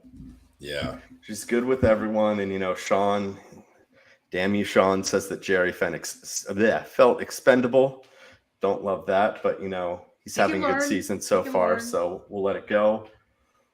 It's day 13. We're back on the Villain Beach. This is where they wake up. I do love one of the first things we see is Simon. And it's phenomenal that they keep it up, his idol with the X over it. Like, I want to know what it is. It's been 2 weeks. Something or not? Is it nothing or something? Well, it has to be something. Even if it's nothing, it's something. According to our inside source, we're going to find out soon. That's not naming names, not going to say who it is, but she may have been on this podcast 5 minutes ago. No, don't throw Cara under the bus like that. No. And so nice. So Jerry's there, and he says that he's greeted like a god, and it is. I think this is great because if this was U.S. Survivor, I feel like everyone would look at it as this is our easy next vote. Yeah. Where you just see better gameplay from a lot of these Australians of just, what can I do to make this benefit my game? Not just, that's one easy vote. Well, it works because it's a hero going to the villain's camp where the villain's camp is, there's clear lines. Without people saying it, there's clear lines. So it's like faction warfare. Whereas, like, if you sent them to the villain to the hero's tribe, I think they would have fought a bit like that, where it's like, oh, okay then. like, unless we get the same situation with Haley going to George and saying like, should I work with this person? Are they good? And then George would be like, I don't care. Take them out. But I do like, I have it's here, Jerry, when he's talking about the heroes, he goes, they stitched me up. I'm like, he's already spent too much time around Jordy. Yep. Already. But it's true. It's true. And I like that this is like his, I wouldn't even consider it his villain origin story. Because like we have Jordy like, and George's like, I'm going to make a villain out of Jerry, yet if it's the last thing I do, Jerry will be a villain. I just think this is just opening up Jerry in just terms of being an actual character on the show, an actual player in the game. And I would like to have the belief that Jerry's going to be one of the top 3 newbie players that will be remembered from this season. Agreed. 100%. We have his intro package that comes here, and just the stories he must be able to tell. Because like the quick 3 things we get from him here is that he's a pilot, which we do know. Unfortunately, it says, he lost his older son a while ago. His business started failing like because of COVID, but he's still, he flies planes on Fraser Island. Like there has to be so much more to this guy, which I'm sure there is. Right. I mean, yeah, I also am like, man, I hope they aren't doing all of this build up just to like have him voted off on Tuesday of next week. It would be awful. But something that isn't on the show, and we can just talk about it now. Apparently, through some other people who are like more in the know, and not anyone that showed up on this podcast today, there's some rumor and speculation that the rules of this twist are that Jerry will have the choice of going back or staying with the villains. That's kind of what pisses me off about this whole twist as it's presented, and I didn't really get into it too much. Is it's like this? You spoke about how it's like a reward. It's almost like a reward for the heroes because they get to send somebody over there and then they come back. But it's also like an extra punishment for just Jerry, because if Jerry comes over here and he builds this relationship and now he's gone from the bottom of this heroes tribe to being expendable to now he's in the power alliance with George or whatever. And then he has to come back over to this heroes tribe that's going to just vote him out the next week after doing all this work. Like, I would be so bummed out if that's what's happened to this guy. Because he's too good of a character. I would like to believe the edit is telling us that won't be the case. Right. And if he does have the choice, I believe that people on his alliance and the heroes should be okay with the fact that he should say, I'm staying with the villains. Because the only way he leaves on that villain's tribe right now is if it goes to Rocks and he pulls the bad rock. Yeah. Because he is an essential vote, but he's on a clear side.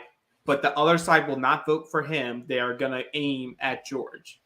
Right. Yeah. And Wayne, I mean, you kind of touched on it, but it's a reward for the heroes, but it's a punishment for Jerry.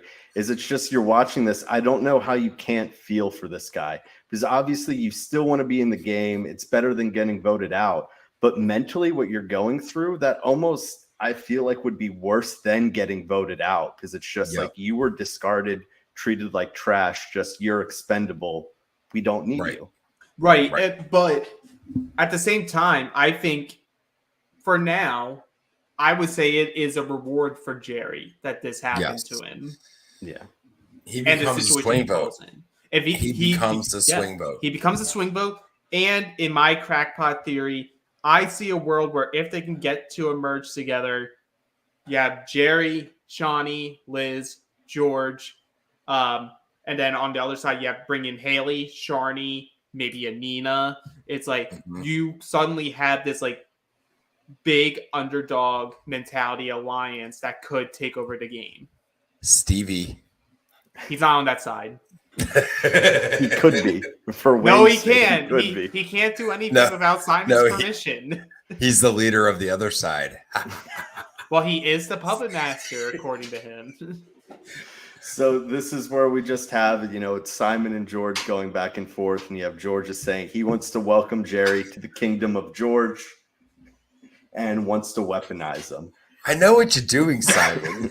It's so transparent. It's so transparent. I am going to make Jerry a subject of King George. It's phenomenal. This leads us right into the reward challenge. In this one, this is another Survivor Classic.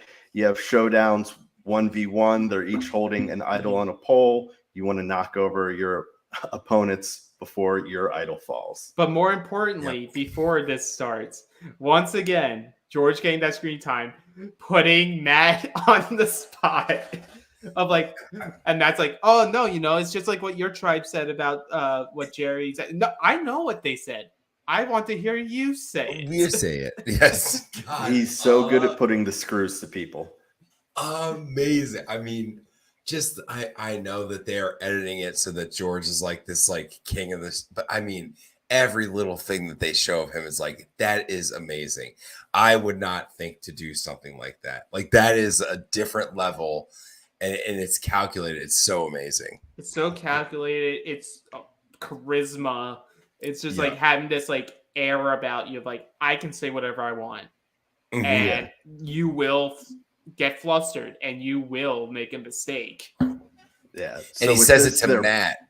Yeah. Matt, who's like the newbie, the little boy. I mean, he's the Frasier. He's the Frasier of the heroes. That he is the Frasier of the heroes. It's a little bit taller. So they're playing for a homemaking kit and lasagna, and then also some pictures from home, which they don't know about that till later. But so round one, we have Sam versus Simon. And as JLP says, battle of the beef. Battle of the beef. Beefcakes. Beef battle. And this is... we were deprived of Stevie saying go beefcake. Stevie he's a gem. So here's my issue with Simon's approach, because I felt he needed to be the aggressor.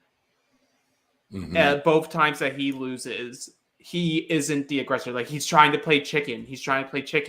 But at the end of the day, if you're going against David, if you're going against these people that are like just better, like more agile, you need to just be like, I'm going to get close to you and use my muscle to really shove mine in the air as high as I can and lunge. Yeah. And make the mistake, because he makes the mistake both times. Yeah. So for this one, Simon lunges, he misses, but it throws him off balance. Sam gets the point. Heroes up 1-0.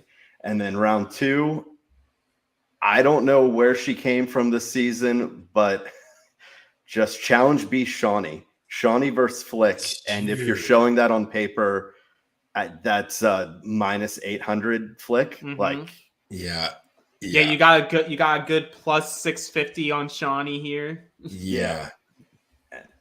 Shawnee wins. Yep. And then you get to round three. This is the matchup I'm sure everybody wanted. George versus Haley. Yeah, this is what all the advertisements are for.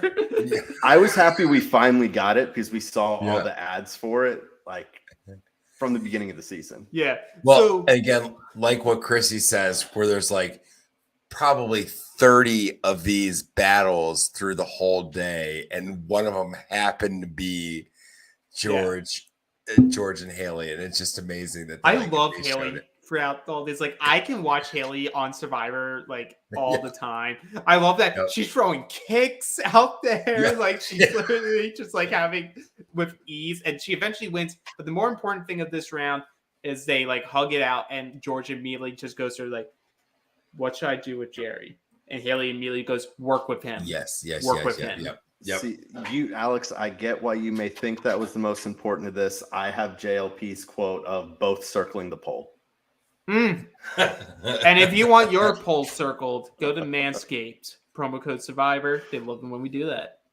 But yes, obviously that's the biggest thing from it, is that this gives George Jerry's good people. You should work with him, which gives him everything that he needs. Round 4, we have the Joker versus Sean. I was not surprised Jordy won. I'm not surprised at all. I think smaller people somehow actually do better in this challenge. Like, I think Lockie lost this challenge too against people on his seasons. It's like you sort of like take advantage of your height and like you don't think about the other strategies that people that are smaller have. Like Jordy's a tall dude too, but it's like you're not Sean's height. Doesn't mean looks you like can't Frazier win. next to Sean. Right. Frazier wins. Am I being too mean to Frazier? I can stop. No. Round 5.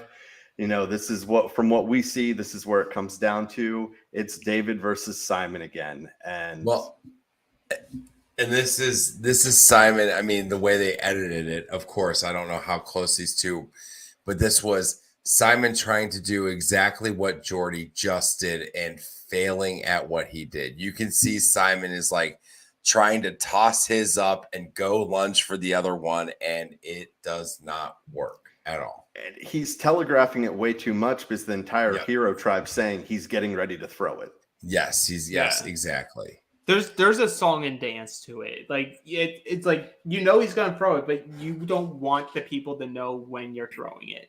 So it's like you sort of need to have your own rhythm. You can't just like sort of mirror someone. It's like you have to make them go first. It's a game of chicken. This is what this is. It's a game of chicken. You need to force them to make the move before you then get in your position to toss. Right. And I think this is probably, and maybe I'm reading too much into it, but it might be like foreshadowing of what's going to happen to Simon because he is telegraphing everything he's trying to do and he is going to get caught.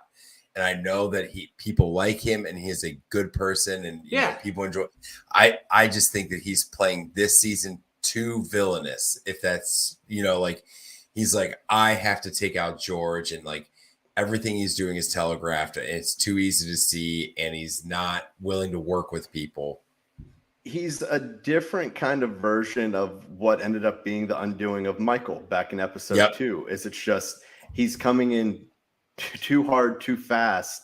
And it's, especially on Australian Survivor, we're looking at 47 days. Like you're not always going to be in control of everything. You have to be okay with sometimes taking a step back because look at it. I mean, it never happens in US Survivor, but on Australian Survivor, it's never happened where someone's controlled from day one the whole way to win the game. No, it's being in control at the right time. That's what matters. You could be in zero control and then be in control that one day that matters, and then that changes your entire game. You happen to be the swing vote. You're like, oh shit, there's only 7 left, and there's 3 and 3. I'm in the middle. Well, okay, I guess I got to figure this out. That happens more often in Australian Survivor than American Survivor. Absolutely. Yeah. And so this is where we have, George has the comment of too much ego about Simon. And then he says he can't wait to unleash the villain inside of Jerry. Oh. Then this takes us right back to Hero Beach. They're enjoying the reward.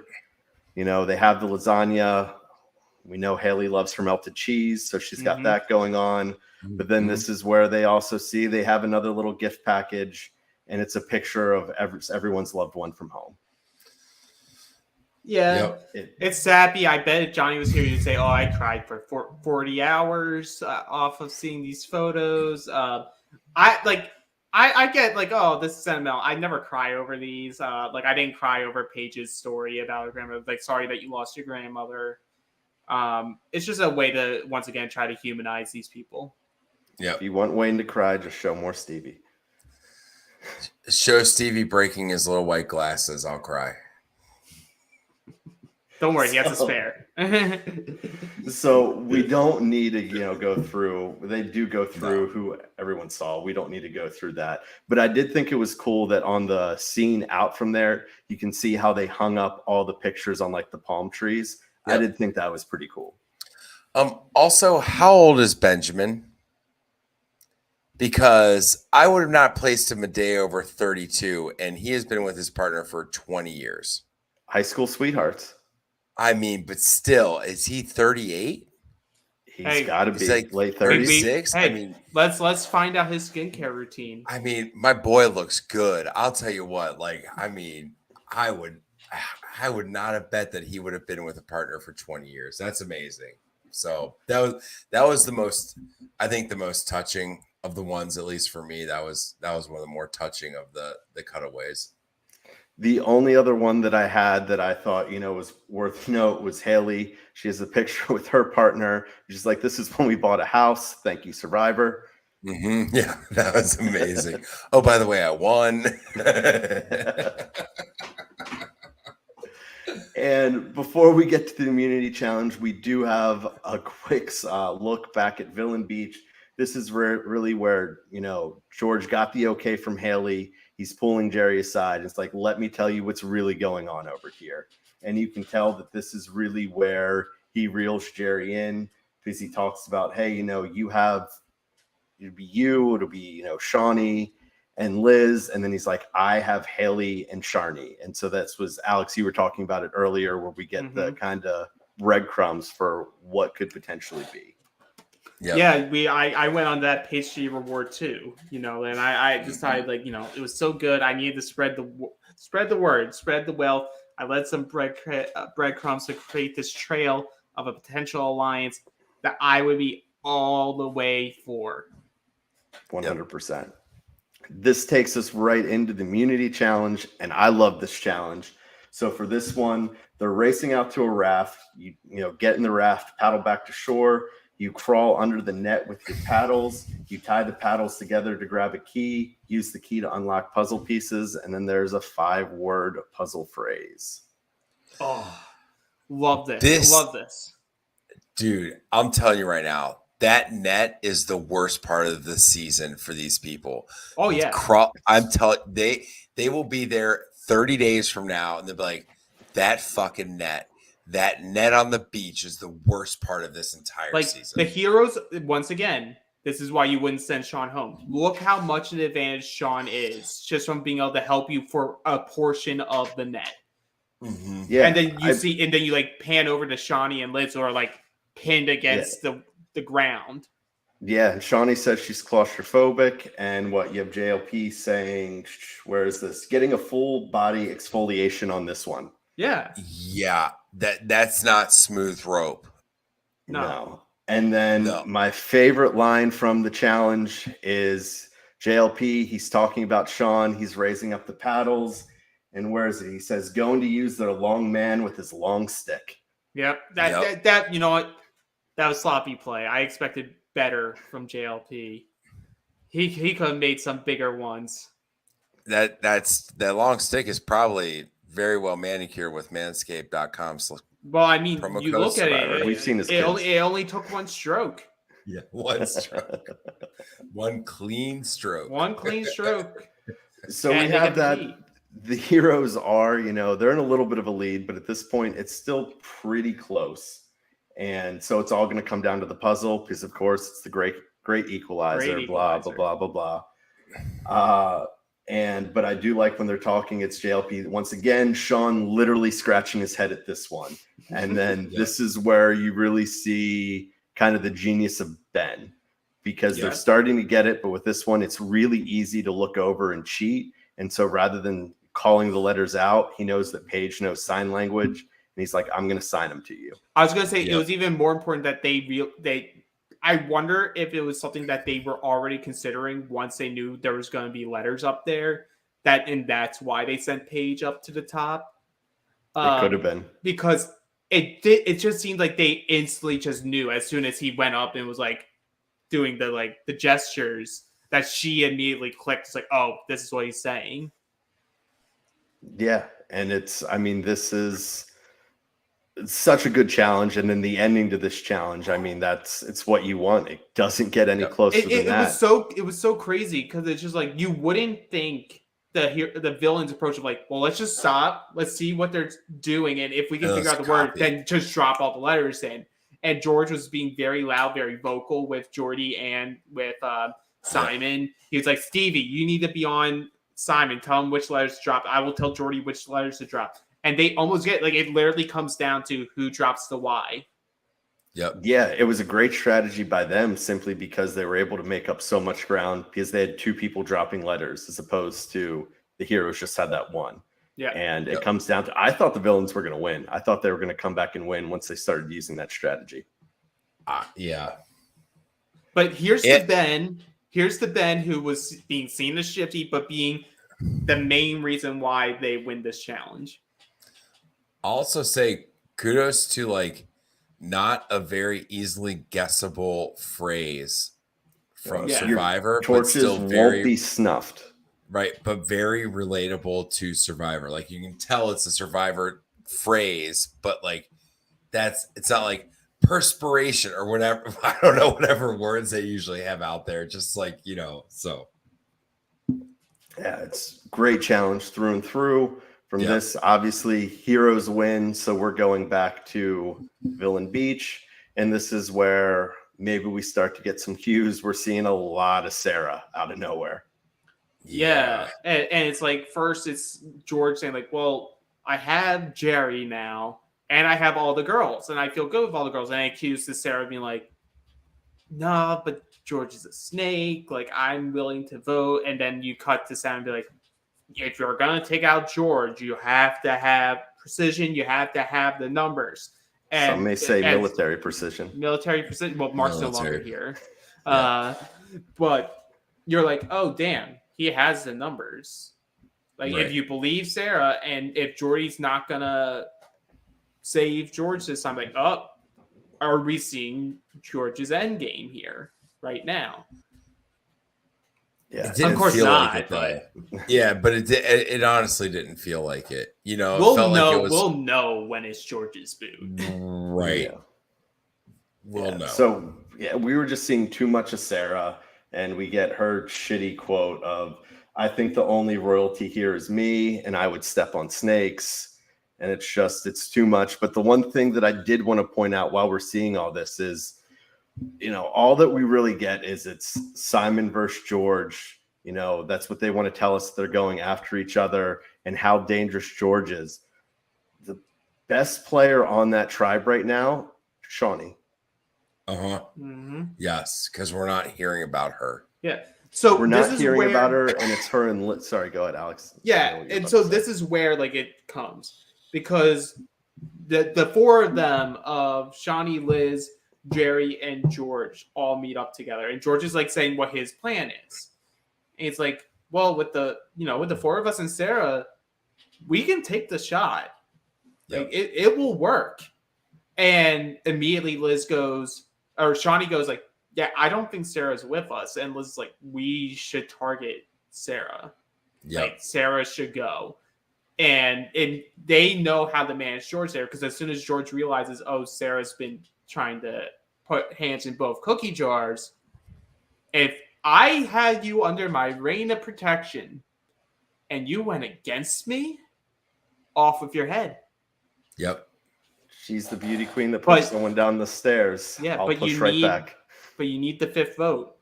And I found it very curious that he goes for Stevie and not to Jordy. I don't think he fully trusts Jordy. I think that their conversations have been flirty, foreshadowing for later in the game. But I don't think Jordy's willing to give up the protection of Simon yet, because Simon's protection's a sure thing right now. I think he's probably holding on to Simon as long as he has to. And Stevie's the likable Gabler of this season. He's going to be around. He's going to be here. Don't give me those eyes. He is. He is. He's just around. Stevie is confused. He doesn't know what to do. He'll probably exactly. figure it out. The only thing that he doesn't do is tell everybody else what all of the plans are. Like, he doesn't spoil everybody's plan. So he's not getting told at the last minute. But he just he's kind of there. He's a good vote, and I think George has figured out how to kind of play Stevie a little bit. Would you say that he's hiding in plain sight? He is. I knew that would get Alex. Mission accomplished. The Stevie Gabler, the Alice Stevie. I think just like Chrissy, we may have lost Alex for the rest of the podcast. Oh my God. I still hold true. Stevie makes a final 3. I'll get those white glasses tattooed on me. I'm telling you right now. That's happening. No, that's fine. That's fine. And the picture that Stockade Kid, I'm sure he's listening, that made of you with the glasses was phenomenal. Amazing. My first fan art. Oh my God, that was amazing. Thank you, Stockade Kid. But that gets us to tribal. We don't truly know. As the viewer, you don't truly know what Steve does with that information.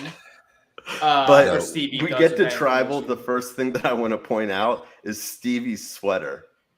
Oh, did you guys notice it? Oh my God, it's phenomenal. Where did that come from? It's an 80s, 90s sweater. And it's because their producers aren't told by Tyler Perry that, they should only be in their underwear. Yeah. They let them have multiple layers of clothes, different things to wear, and he looked adorable. Yeah. I love him. I love him so much. He's a very good mascot. He is. He's amazing. So, I mean, we do have, it comes in, one of the first things that we hear from Shawnee is, because they're talking about Jerry, how he's going. She goes, we're all lovely villains. And this is kind of where they start to beat the point of, we know a tribe swap's coming. Yeah. But is it? Because it might not. I was talking to Dan about this after we recorded our challenge podcast. And I said, what if they are hammering so much these first 2 weeks about a swap happening? What if they call an ode to U.S. heroes versus villains and there's never a tribe swap? I thought of that immediately. I was like, I hope. God, that's amazing. That was one of the best things about the U.S. heroes versus villains is that it was like heroes versus villains until they're together. And I'm like, God, that would be amazing. And it makes so much more sense. Like, it makes sense if they do more non-eliminations in this pre-merge where someone gets shipped over to the other tribes like that. But this is something where I'm just like, it would make so much sense to not do one. Yeah. Especially with, now, like here, the heroes, like they lose one and then one gets shipped over. The villains lost one. But in this week, villains, they won 2 of 3. I think it kind of forces your hand a little bit if it would have been keep being an annihilation where it's like, hey, we can't let it keep going because what are we going to do with some of these challenges? It just doesn't match up. But if the if the villains keep winning some of these and keeping it close, I think that's all the more reason. Just let it ride. Yep. Absolutely. Yep. Absolutely. Yeah, no. That I think that would be very exciting for this if it was heroes versus villains all the way through. Yes. So we do get a lot of the questions about like, this is a game about this is a round about trust. Like Jordy gets an answer like, well, technically every vote has to do with trust to some degree, which he's right. I think Jordy does a good job of the political answer for a lot of these where he's like, I'm somewhat telling you what's going to happen, but I'm not going to give you everything. And it all just leads up to this vote where everybody votes Sarah. Yeah. For as much shit as I've given Jordy, these first 6 episodes, it's reminding me why I was high on him in the pre-merge last season. Because you see that he is a really good player. He has a lot of the good tools. And then, so as long as he doesn't go full Joker on us, cool. Well, I don't know. The preview... No, stop. I agree with you, Dan. I like the way he's playing this game a lot. I like how he's playing. And I really hope we don't go full. I don't want to go into the full Joker. I don't want that for you, Dan. I'm not gonna lie. I like you. I don't want to have to deal with that. I'm going to end up looking like George when he came back in episode 2 because it's just going to be for me banging my head against the table every time he says I'm the Joker. So, but here's the thing. Sarah goes, we get this next time on the wildest, biggest, most eventful tribal council in Australian Survivor history. You'll never believe what's going to happen. But we keep getting these little cuts of specific people. We see Shawnee, we see George, we see Jordy. We're hearing a lot of people be like, well, maybe it's time to make a move. Maybe it's time, Mm-hmm. I said I would make friends in these games, but I'm also going to be willing to throw a friend under the bus. Like, that's Jordy's words. We don't hear Joker, but I believe his shot is the shot that will matter. I think the Shawnee shot, the George shot were like we need to put big names so that you think, oh, it's a legend going home. Because it may be that it's an eventful tribal, but not an eventful name leaves. Like, it could be all of this, and it still like sends Fraser home. Yeah. What am I going to do with all my jokes then? I need Fraser around for a little bit longer. You go to Matt. Yeah, but he's not as fun to pick on. But the other one that's in particular, and I think this was just thrown in here for like a long-term story, is Nina talking about Sean. Mm-hmm. And like saying how Sean is a threat. So it looks like Nina's eyes are set towards Sean. We'll see if that's just long game, like that's the next story that they want to open up on the Hero Strike. But I think this next week seems like it's going to be bringing on the new chapter. Yep. Yeah, agreed. I think we're setting up for, I mean, it better be a good episode. I think it will. Australian Survivor, they almost always deliver. Oh, and also we did forget the quote of Jerry saying, like, in the event that he does come back, he was like, the heroes don't realize, like, they sent me here alone, but I may be coming back with a pack. That is amazing. That was as good as Stevie's edit, his intro edit, when he was like the villain here to take out Shawnee, like, which we haven't heard anything about since. No, not at all. No. So, like, last thing on the way out, Sarah does give her whole, I didn't push Miss Grease down the stairs, but at this point, I don't think anyone really cares. So we're wrapping up this week. And so, looking back 6 episodes in, I do want to say that from our 2 cast assessments, outside of Stevie, which we're pleasantly surprised on, we've been pretty spot on. Yeah, absolutely. We've been spot on. And so, like, looking at it right now, does everyone still feel good with their winner picks from the beginning of the season? I was Shawnee, right? Yeah. I think, I still, I want to joke and say, like, oh, Stevie, I still have a strong Shawnee vibe. I just don't know. What I don't know is how much these people are thinking about Nina being Sandra's daughter. You know what I'm saying? Like, if they're just like, Nina's just this player just like everybody else. Because if I'm out there and I know who Nina is, I'm giving her so much credence for, like, oh, she already knows all the cheat codes to this game. So, like, if Nina flies under the radar long enough, she quickly supplants Shawnee as my pick to win this season. Yeah, Nina was my pick, and we haven't seen a lot of her, but I'm really hopeful that this just means that once we get to, maybe another week, that she really starts to shine, because I still think she has a ton of upside. Yeah. And I'm someone who, like, I made my thing last week of saying Shawnee as well, but I'm going to plant my flag here, mainly because I think it would be more enjoyable for the entire show, is a woman is winning this season. Yeah. Or Jerry. Yeah. Honestly, who I feel really good about if a newbie's going to win, I think it's Liz.